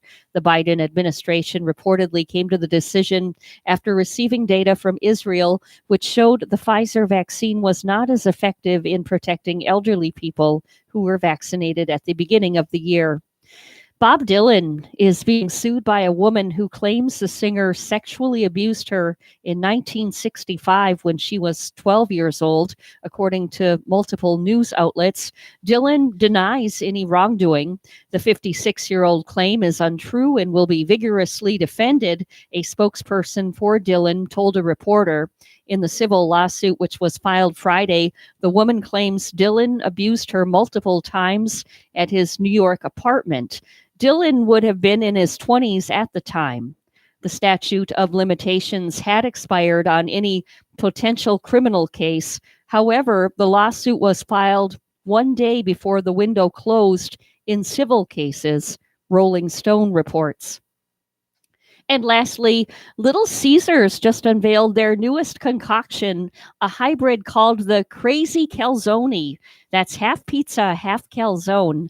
If you've never had a calzone, just imagine a pizza folded in half with all the toppings on the inside. Each calzone actually has 4 mini calzones. They basically took a normal pizza and cut into the sides to make the outer edges foldable. So each calzone is cross-shaped with a square of pizza right there in the middle and a calzone attached to each of the four sides. They cost $8.50 and they're a limited time only thing for now.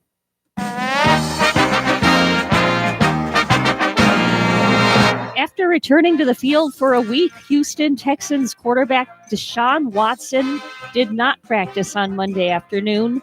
Watson, who reported to camp on July 25 after requesting a trade in January, practiced for the first 5 days of training camp, was not on the field for the next 5 days, and then returned for all 4 days of the third week of practice. Less than 2 months after his trade request, the first of 23 lawsuits was filed against Watson. He currently faces 22 active lawsuits with allegations of sexual assault and inappropriate behavior. Had Watson not showed up for training camp, he would have been fined $50,000 for each day he missed. News time is 7:53. We'll have weather and traffic together next.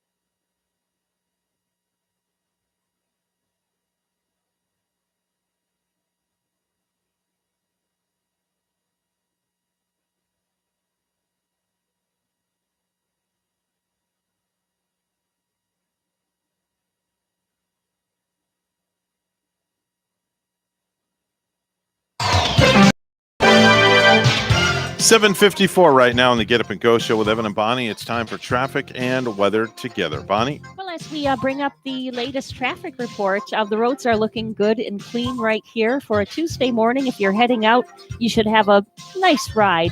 We're not finding any accidents, no tie-ups. There's your latest look at traffic. And we have 79 this morning here in Stewart.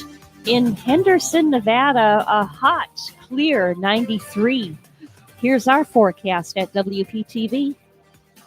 Your WPTV First Alert forecast calls for temperatures this morning in the upper 70s to low 80s under partly cloudy skies and some isolated showers as the kids head to school this morning. This afternoon, highs in the low 90s, feels like temperatures in the triple digits. We'll see partly sunny skies throughout the day with a 50% chance for scattered showers and thunderstorms, most of that rainfall moving inland throughout the day. Tomorrow, highs in the low 90s, some morning coastal rainfall followed by a 40% chance for afternoon inland showers and storms. By the end of the work week through the weekend, drier air moves in, rain chances drop, more sunshine with highs in the low 90s. I'm WPTV First Alert meteorologist Katya Hall on WSTU AM 1450, Martin County's Heritage Station.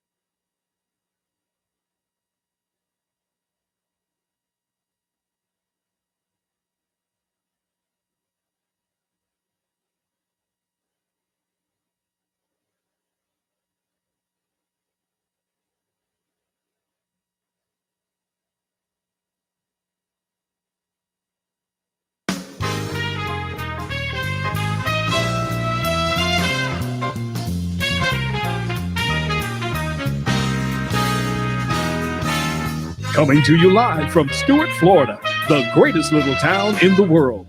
It's the award-winning, critically acclaimed Get Up and Go show on AM 1450 WSTU. You're invited to call the show anytime at 772-220-9788. And now, broadcasting live from their palatial studios, here are your hosts, Evan and Bonnie.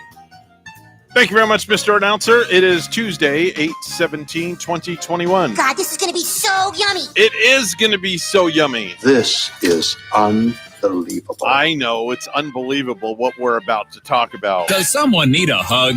Yeah, well, everybody needs a hug nowadays, that's for sure. 8:07 is the time. Mr. Clock, would you certify? It's now 8:07 a.m. 8:07 a.m. on the Get Up and Go show. And when you hear that music, Bonnie, you know what time it is, don't you? We say hugs, not drugs. That's right. That's what we say when Major Budenseek is here. That's right. Hugs, not drugs. I used to be involved in a program called DARE, which was Drug Awareness Resistance Education. And boy, I wish they would bring that program back full speed to the schools again, Bonnie. Yeah, I thought it was kind of effective, too. It went rather well back when I, too, was back in high school. It did. It really was good. But on the line with us is the one and only Major John Budenseek. John, good morning. Top of the morning to you. Good morning, all. How are you this morning? We are fantastic. Bonnie, how are you doing this morning? I'm doing mighty fine. I can't complain. It's a beautiful day to be a citizen of Martin County, especially when you go on a police chase. That's all I'm going to say. Absolutely. And boy, that video was incredible. Well, the video kind of speaks for itself. I'll give you a little backstory. Broward County had been chasing this hoodlum for the last 3 days. They had attempted multiple traffic stops, and of course he ran. And they're not allowed to chase him down there. So yesterday they tried to do what we would call a VIT, a vehicle intervention technique, where you front and rear block the car. Mm-hmm. And he ended up ramming his way out of their VIT, essentially. Took off northbound on 95, went from Broward all the way through Palm Beach County. And at some point, he thought he was in the clear, and he exited at Bridge Road.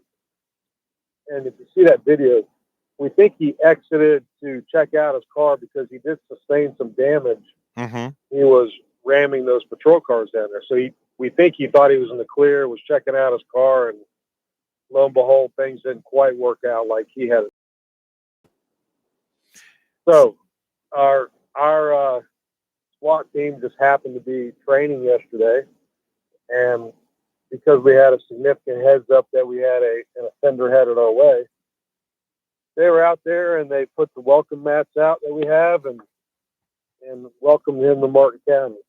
So, like Major Budenseek, where did the trouble all begin? What was he like doing down south before he ended up here, so our listeners understand? He's a serial burglar down there. One of those traveling criminals that we talk about often on your show. Oh. He was wanted for that down in Broward County. So he and went. Yeah, go ahead.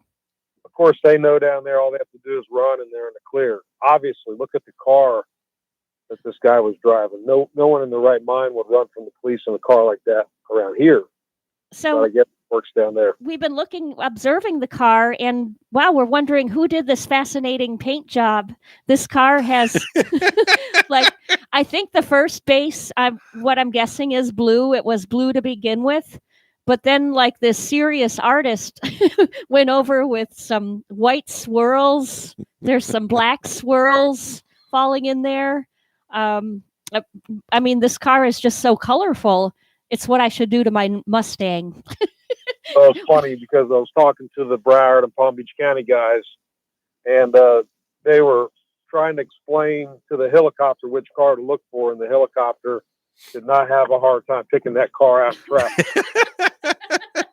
I would say not. You'd have to be blind not to see that thing. Well, it worked out perfect. No one was hurt. The bad guy was taken to jail. We banged up a couple cars, but we'd rather do that than go on a high-speed car chase, through Martin County. You know what I think is hilarious is, I've watched the video now is you've been talking on the air with us about 3 or 4 times.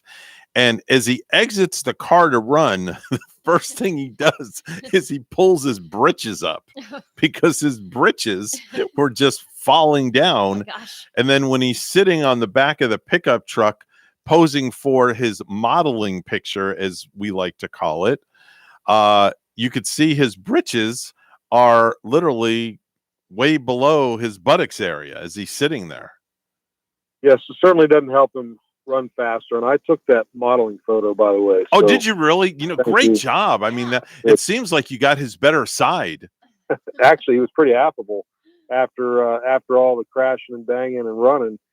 He's pretty easy to talk to. But you saw the video where he ran and laid down. Well, there happened to be a land shark nearby, and that was a wise choice that he made there. Mm-hmm.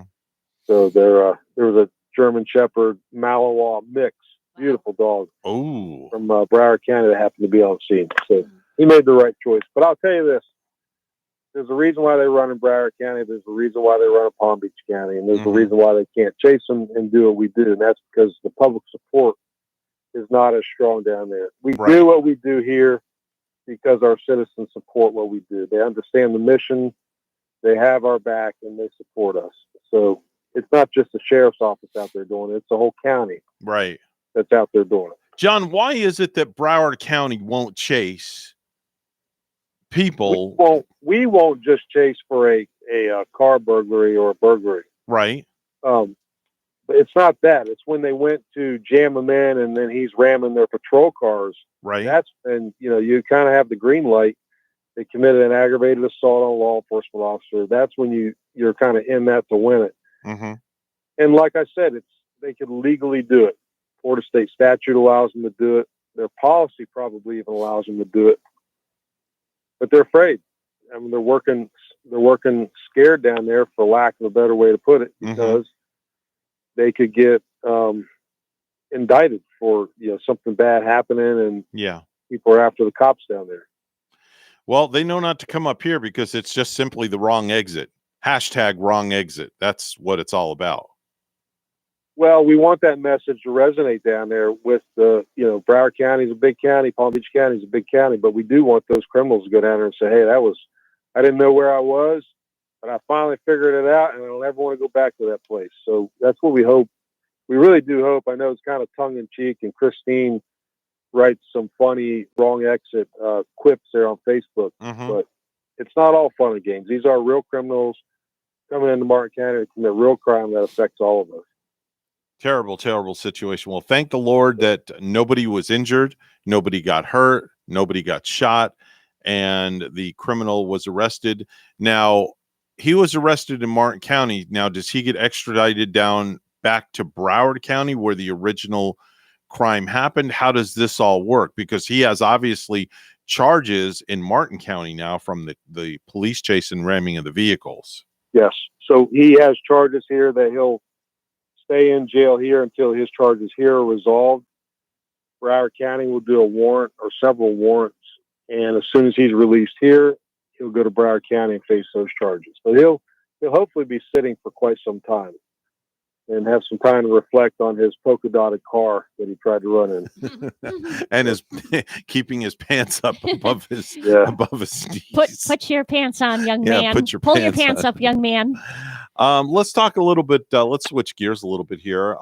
There's a shortage of crossing guards that has been brought up by quite a few people, and I wanted to touch base on that a little bit, if we could. Absolutely. So for starters, the level of service has not gone down. We've been backfilling some of those empty positions with overtime deputies, with available civilian service aides. So the service hasn't gone down, but we are in dire need of more crossing guards. Traditionally, it's been people that are retired coming back just to make some extra money, or parents that works out with the school schedule, because keeping in mind it's a morning job and an afternoon job. Right. But that's a tough job. You don't think about it, but they stay out there cold or hot, rain or shine, they're there. And sometimes that can be a thankless job, getting ungrateful children sometimes across the street, and impatient drivers are honking at them and people are speeding by them. It's a dangerous, thankless job. But we are on a recruiting mission to try to bolster our numbers and get more crossing guards out there. Mm-hmm. And of course, that process takes time. If somebody applies today, they're about 2 months out from actually standing out there on the road doing their job. So we're asking for the public's help. If you know someone that needs a job, it's a part-time job, but if you know somebody who needs a job, it's a great opportunity to be connected here at the sheriff's office, and it's a need. It's a need that we all appreciate when it's filled. John, are there any special qualifications to become a crossing guard? Is there any training involved? Talk to me a little bit about that.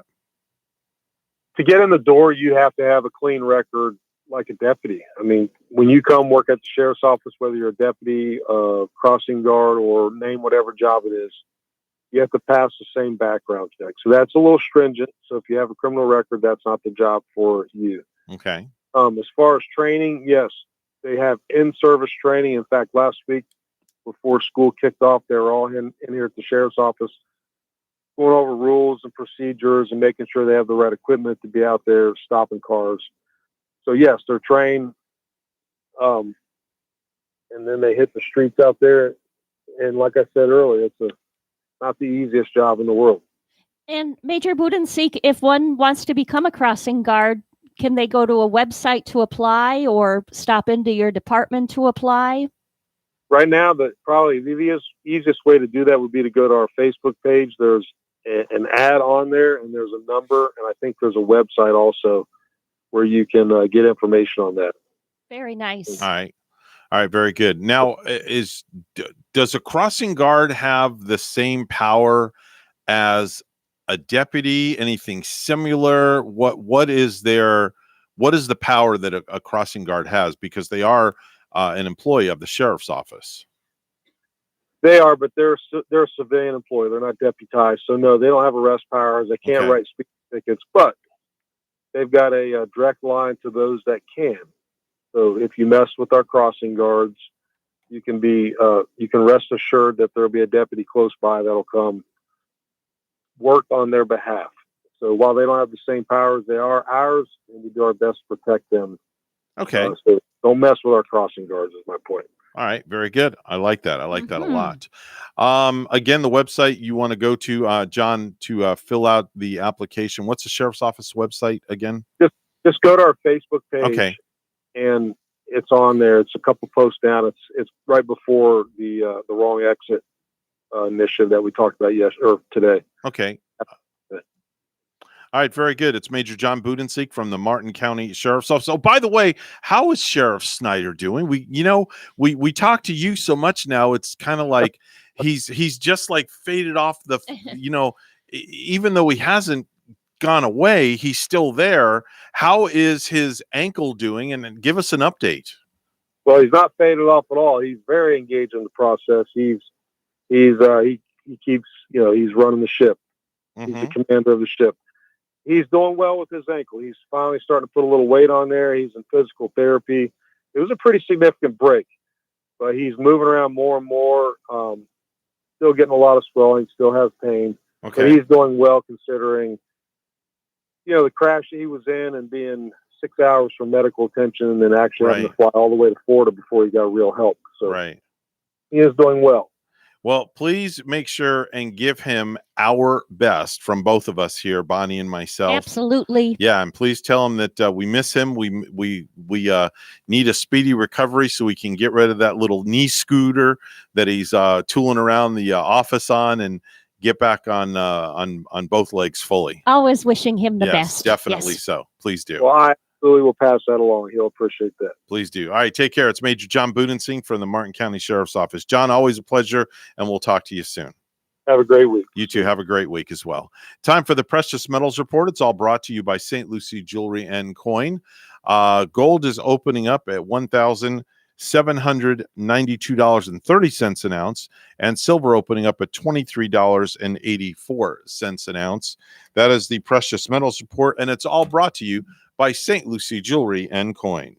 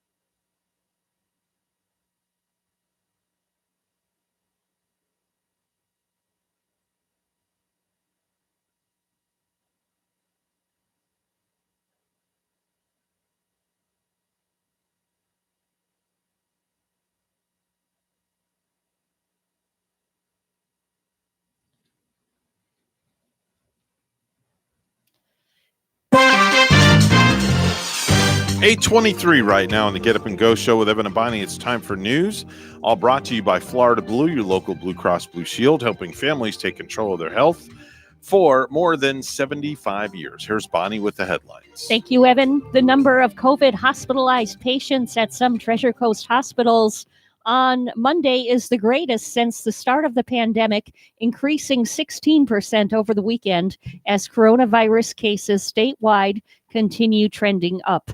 A total 277 COVID hospitalized patients were at 3 of the 4 Cleveland Clinic hospitals in Martin, St. Lucie, and Indian River counties. Martin County School Superintendent Dr. John Millay helped break ground on a new elementary school in Palm City Monday.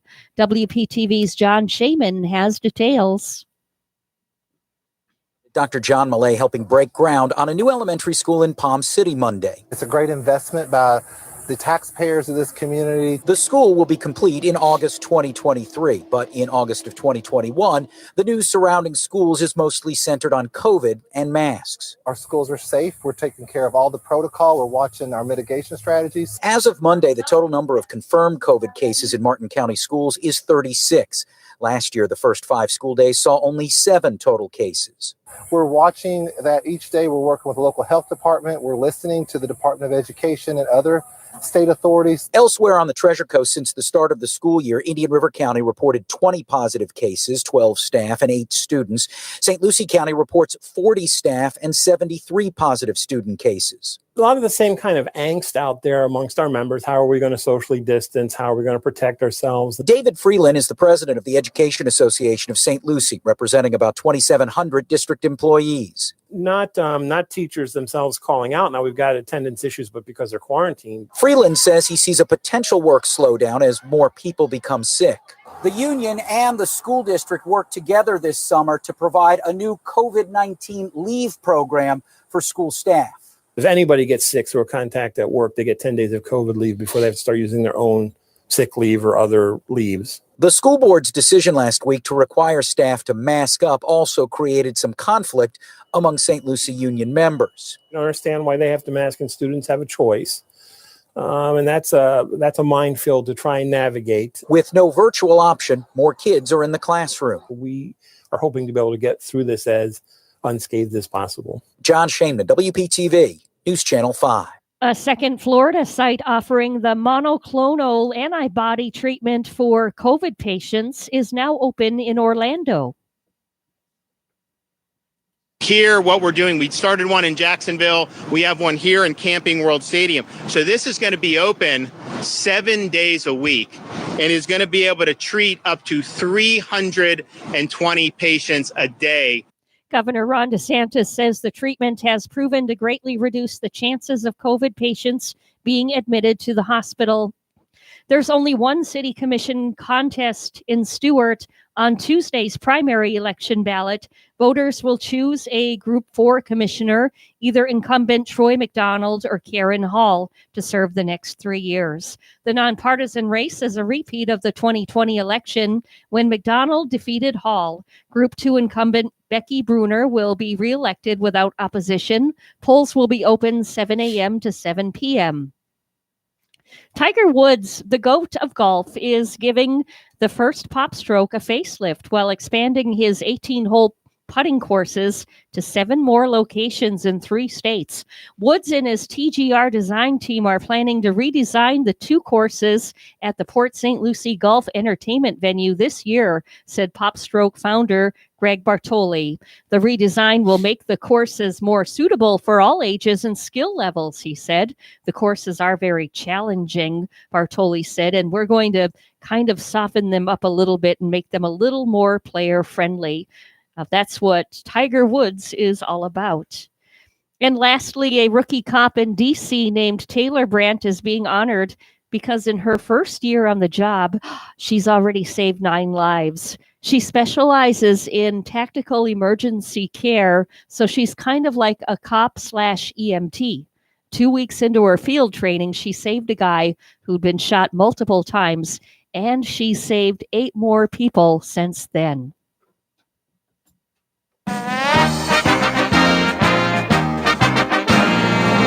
And the Atlanta Falcons are fully vaccinated. The entire team, they told ESPN on Monday, and are believed to be the first NFL team to reach this milestone. Atlanta has been proactive with vaccinations in the community as well, offering vaccines at its preseason game last Friday and the team's practice inside Mercedes-Benz Stadium earlier this month. Our news time at 8:28. We'll have weather and traffic together for you next.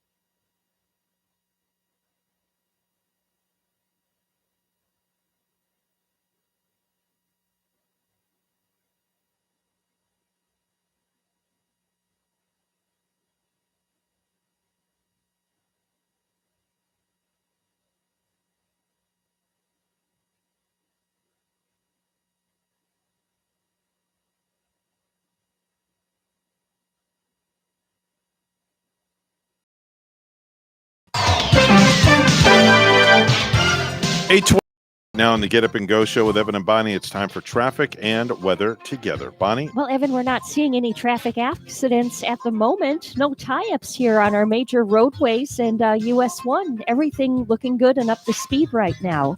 There's your latest look at traffic. Partly cloudy, 79 this morning in Stewart, and in Charlottetown, Prince Edward Island, Canada, 68.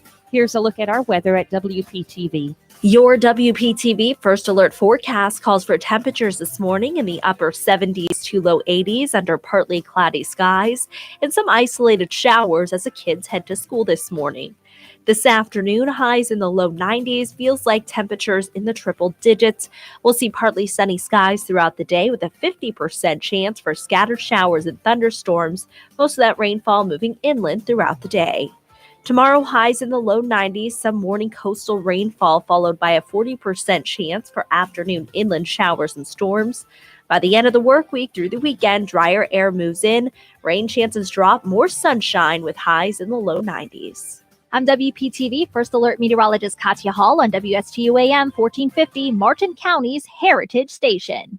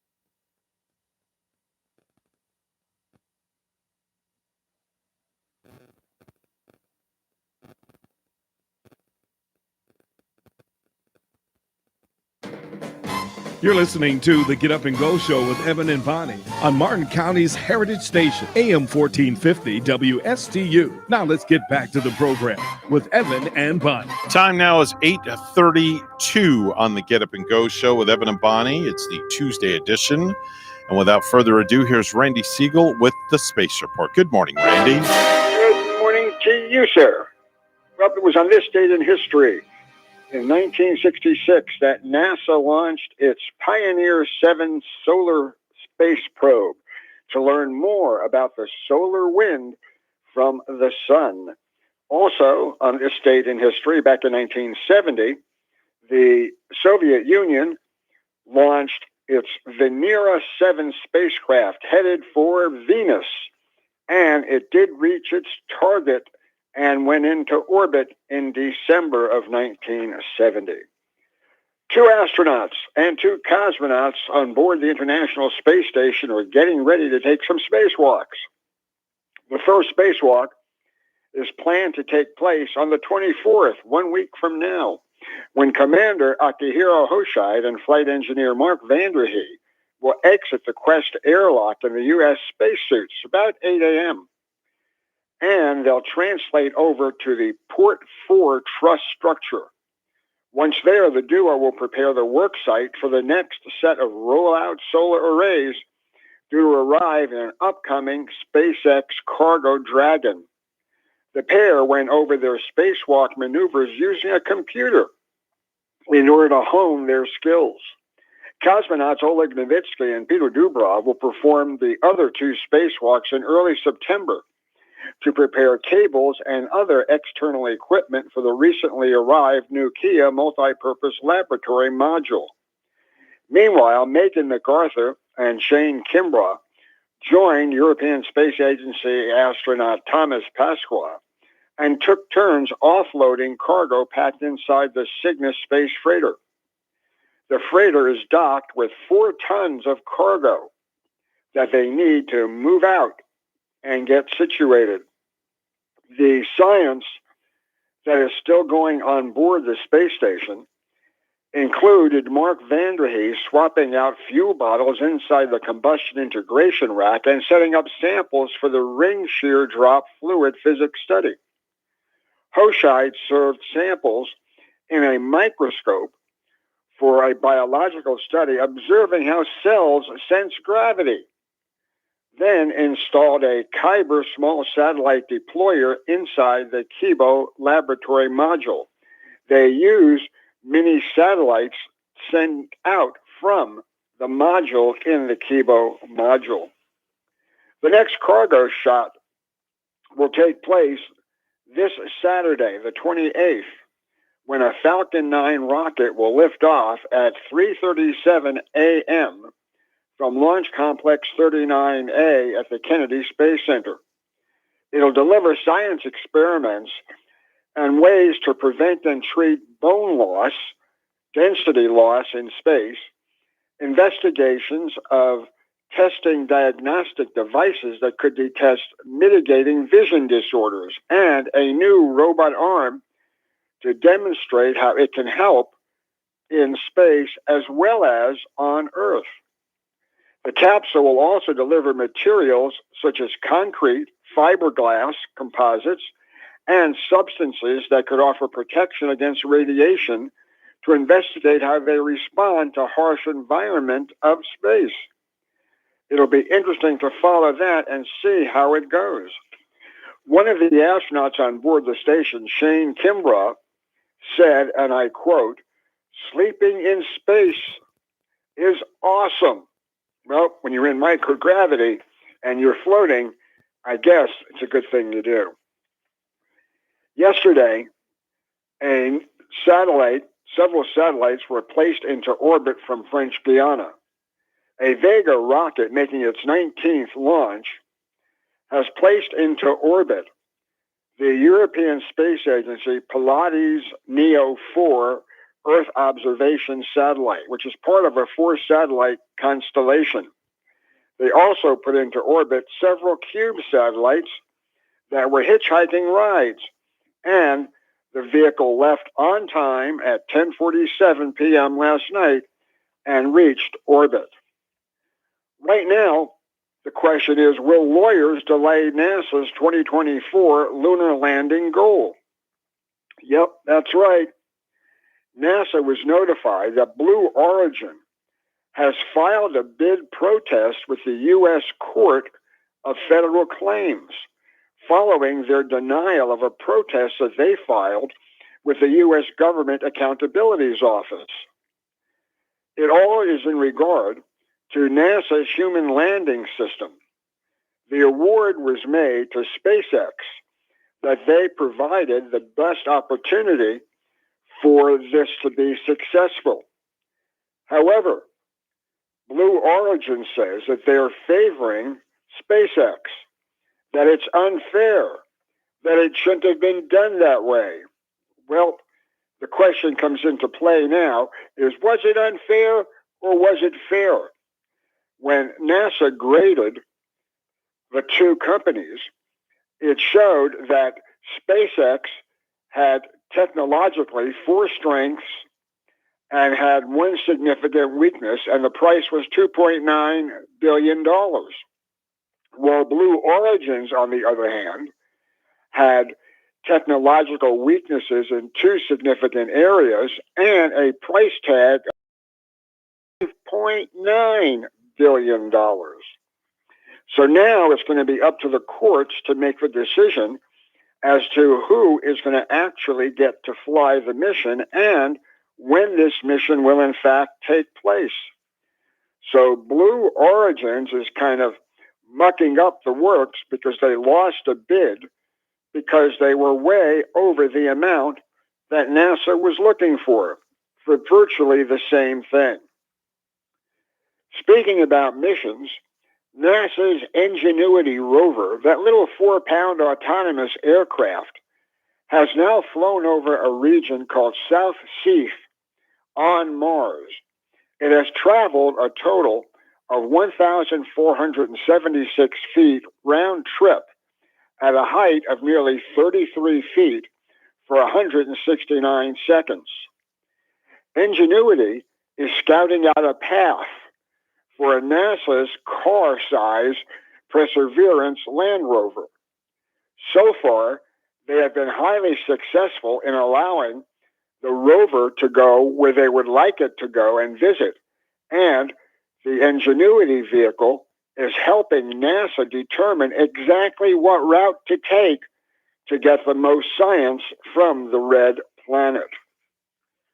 U.S. Senator Rob Portman has delivered remarks in a renaming ceremony at NASA's Plumbrook Station. It will now be known as Neil A. Armstrong Test Facility. It's in honor of the 50th anniversary of the Apollo 11 moon landing, and they believe that it is the proper thing to do for an American icon. Fragments of a Zenith 2 rocket could collide with other satellites in space. However, NASA says that they will fly past at a distance of about 3,280 feet, creating no problems. Tomorrow, we're going to tell you more about China's space station, as well as the Ross space station for Russia. So until tomorrow, have a great day, everybody. That's Randy Siegel with the Space Report. He's on the program each and every weekday at this time. And speaking of time, it's time to talk about Ellie's Downtown Deli, where everything is good and delicious, right, Evan? Mm-hmm. And you know, because you have gone there firsthand, for sure. Oh, yeah. And did you try a warm and toasty panini? I did. Oh, the Mason-Dixon and the Havana Harry. These are some very cool sandwiches. The Mason comes with ham, Munster cheese, lettuce, tomatoes, mayo, deli mustard, pressed hot on an 8-inch hoagie. And the Havana Harry comes with ham, Swiss cheese, and pickles. 3 of my favorites on a sandwich. Deli mustard, 2 pressed hot in an 8-inch hoagie. Enjoy today with black and green olives, coleslaw, potato salad, maybe a fresh hot bowl of soup to enjoy. Ellie's Downtown Deli in Stewart, now with their patio back open, plus they're at 50% dining inside with a full menu for pickup or delivery. Ellie's also has full dinners available for takeout, plus their fabulous desserts as well. Call them at 772-781-6605 to order and pick up today. They're at 18 Southeast 6th Street, just off Colorado in Stewart. Call 772-781-6605. Ellie's Downtown Deli in Stewart. 8:43 right now is the time on the Get Up and Go show. It's time for news, all brought to you by St. Lucie Jewelry and Coin for the best deals in town on precious metals. It's always St. Lucie Jewelry and Coin. Here's Bonnie with the headlines. Thanks, Evan. Martin County School Superintendent Dr. John Millay helped break ground on a new elementary school in Palm City Monday. Here's more from WPTV's John Shaman. Martin County School Superintendent Dr. John Millay helping break ground on a new elementary school in Palm City Monday. It's a great investment by the taxpayers of this community. The school will be complete in August 2023, but in August of 2021, the news surrounding schools is mostly centered on COVID and masks. Our schools are safe. We're taking care of all the protocol. We're watching our mitigation strategies. As of Monday, the total number of confirmed COVID cases in Martin County schools is 36. Last year, the first 5 school days saw only 7 total cases. We're watching that each day. We're working with the local health department. We're listening to the Department of Education and other state authorities. Elsewhere on the Treasure Coast since the start of the school year, Indian River County reported 20 positive cases, 12 staff and 8 students. St. Lucie County reports 40 staff and 73 positive student cases. A lot of the same kind of angst out there amongst our members. How are we going to socially distance? How are we going to protect ourselves? David Freeland is the president of the Education Association of St. Lucie, representing about 2,700 district employees. Not teachers themselves calling out. Now we've got attendance issues, but because they're quarantined. Freeland says he sees a potential work slowdown as more people become sick. The union and the school district worked together this summer to provide a new COVID-19 leave program for school staff. If anybody gets sick through a contact at work, they get 10 days of COVID leave before they have to start using their own sick leave or other leaves. The school board's decision last week to require staff to mask up also created some conflict among St. Lucie union members. I don't understand why they have to mask and students have a choice. And that's a minefield to try and navigate. With no virtual option, more kids are in the classroom. We are hoping to be able to get through this as unscathed as possible. John Shaman, WPTV, News Channel 5. 2 South Fork High School students said they will go before the school board at Tuesday's meeting to speak about the current dress code in schools. WPTV's Derek Lowe has this story. The petition, started by a South Fork High School senior, has now garnered nearly 2,000 signatures. Students Mackenzie Gorton and Ryan Cooper say the current dress code is tough to comply with. In the district's policy, clothing that exposes the torso is not allowed. Shorts must be no shorter than 4 inches above the knee, and pants are not allowed to have any holes or tears. School district officials say the dress code allows for a learning environment that is not distracting to other students. So, and you can't wear a loose shirt.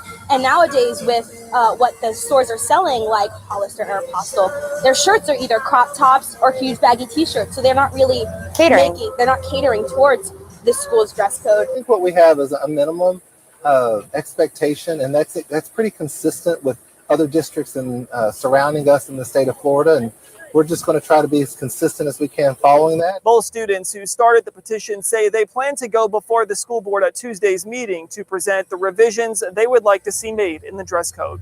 In Martin County, I'm Derek Lowe, WPTV, News Channel 5. As the State Education Board holds an emergency meeting today, Broward County school officials could learn what consequences they'll suffer for defying the governor. The school board voted last week to impose a mask mandate, even though Governor Ron DeSantis issued an executive order that outlaws such mandates.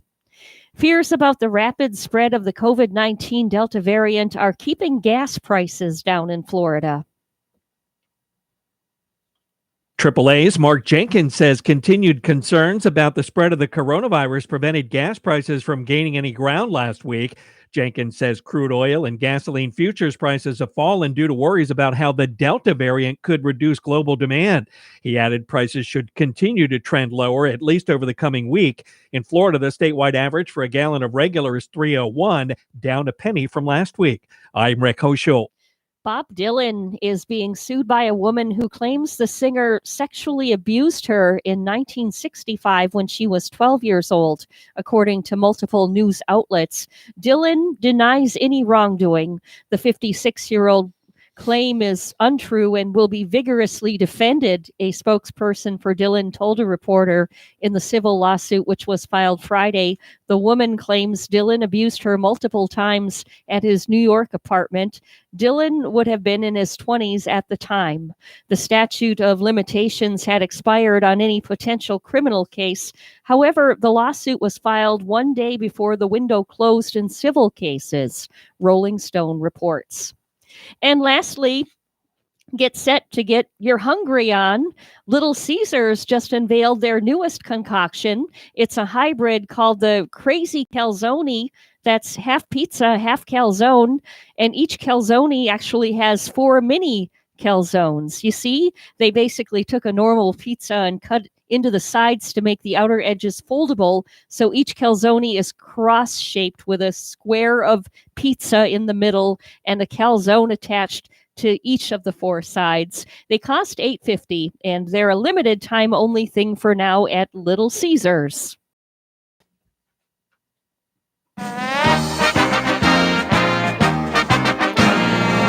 Boston Celtics guard Marcus Smart has agreed to a 4-year, $77 million contract extension. The extension, which begins with the 2022-23 season, is the maximum allowable off Smart's $14.3 million salary for 2021-22. The deal does not include a player option. Smart has played his entire 7-year career with the Celtics. News time, 8:49. We'll have weather and traffic together next.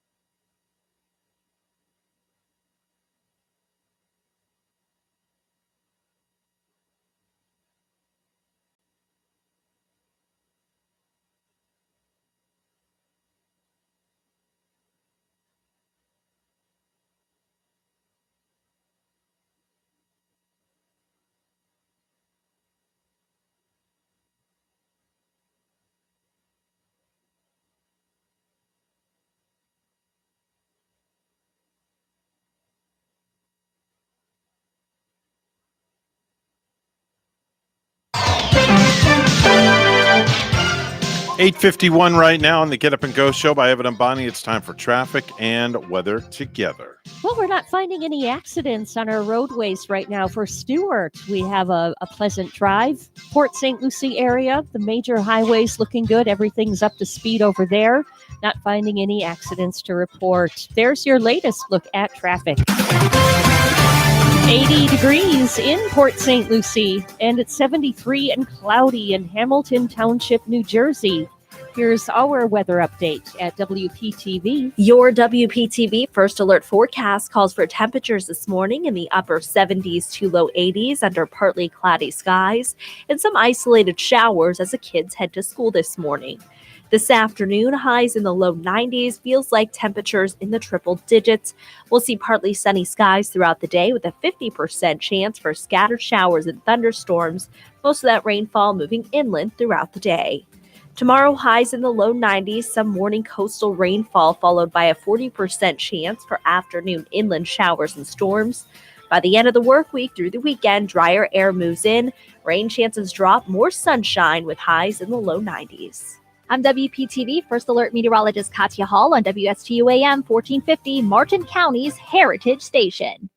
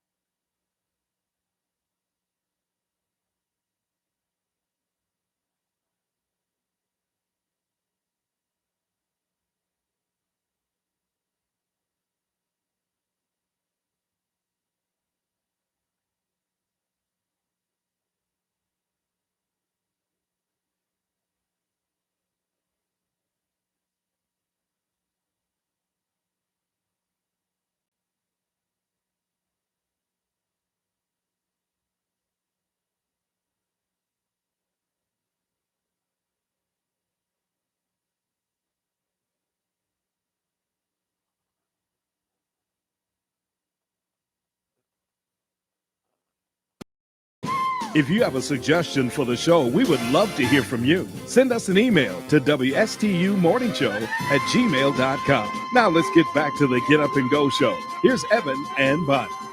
The CDC wants you to be aware of the new easy-to-follow rules for when to wear masks. Monday through Wednesday, wear your masks when indoors, but not when dining. Then Thursday through Sunday, masks are required at museums and bowling alleys, but not at shady independent liquor stores. No masks when approaching yield signs, but then back up for full stops. You may pull them down to yell at other drivers like, "The light's green, moron!" If you want people to know you're vaccinated, make a big check mark on your mask. If you want people to know you're single, tie the left side of the mask loop so it hangs below your earlobe. Right side means anything goes. Don't mix that up. Finally, walking around whistling is not permitted. That has nothing to do with COVID. It's just annoying. Thanks for following these simple mask rules. Stay safe. There you go. New mask rules from the CDC. It's amazing the stuff they come up with. It really is. Yeah. And, it used to get even more confusing when we used to say, do we have to wear the mask here? Do we have to, wear it in our cars and there? It would get more so confusing a little bit earlier. It's kind of confusing now because, we've been hearing of more cases and things happening. And, I'm come to think of it, I don't even have a mask in my vehicle right now. Really? And should I have one? I carry one. I carry like 6 or 7 masks in my car just because I've gone back to being extra careful from a year ago. Just I'm back nervous again for some reason. That's just me personally. I'm just being overcautious. I'd rather be safe than sorry. Even though I've got the shot, I still just want to be safe. That's why I keep masks in my car. And you know what, Evan? I bet you're not alone. I bet there are a number of people in that boat thinking the same thing. Yeah. Like maybe I should start going to masking up a little bit again. I mean, I'm finding myself not going out that much anymore again, like I used to. I only go into a store when I need to. I'm not going places like I used to go like a month or so ago. So you're holding back from even going out a little bit. I'm holding back a little bit. Yeah. I don't want to get sick. See, I'm one of those where I'm in the boat of considering I should maybe I could mask up again. Maybe that wouldn't be hurtful, but I'm not holding myself back from going and doing outings. I don't know if I'm going to go to a concert anytime soon. That's not going to happen. I don't have plans to go to one anyway. That's not going to happen for me. I was going to go to Kiss, but it's just not going to happen. And we were going to go to the Rolling Stones, but let's see, Charlie Watts opted out. So now we don't want to go. If Charlie's not going to be there, we're not going to be there. Yeah. I'll go out to a restaurant and eat, but as long as I can sit in the back corner. I'm real picky about that. Yeah. Sit me in the back corner. I've got nobody around me. Oh, wow. I'm good. I'm good as far as that goes. Yeah. Or what if you're dining outside, just like in the nice fresh air? Dining outside is okay, but again, just kind of keep me away from people. Yeah. I'm kind of like, I'm keeping my distance. Like I've got a wedding to DJ this Saturday, and I'm going to wear a mask. I haven't worn a mask to DJ in a while because I kind of let my guard down a little bit, even though I have the shot. But, now I'm just, and the mother of the bride is also very cautious because her daughter is, I can't really say on the air because I don't want to give any surprises away, but let's just say she doesn't want nobody hugging her daughter, going up to her daughter, or anything like that, because she doesn't want her daughter to get sick. Protective. Yeah, exactly. Protective mom, too. Exactly. Yeah. Exactly. So with that said, I'm going to be in a mask on Saturday. And that's just my personal doing. Yeah. You want to be a little bit more reserved again? That's really all right. Yep. Yeah. Anyway, that's a wrap for us, folks. That's day number 2 out of 5 for the week. Remember, if you have good values on the inside, you don't look for validation on the outside. Yeah. Just drive safely and enjoy this beautiful Tuesday morning. Maybe go to the beach if you get a chance. Yeah, go to the beach. Why not? Yes. Enjoy the beach. Spread out, reach the beach, as they say. I'm just going to put on my candle when I get home that smells like beach. There you go. That'll work. We're WSTU Stewart, Martin County's Heritage Station. The news is coming up next, and we'll be back with more silliness tomorrow morning between myself and Buck. Bye-bye for now.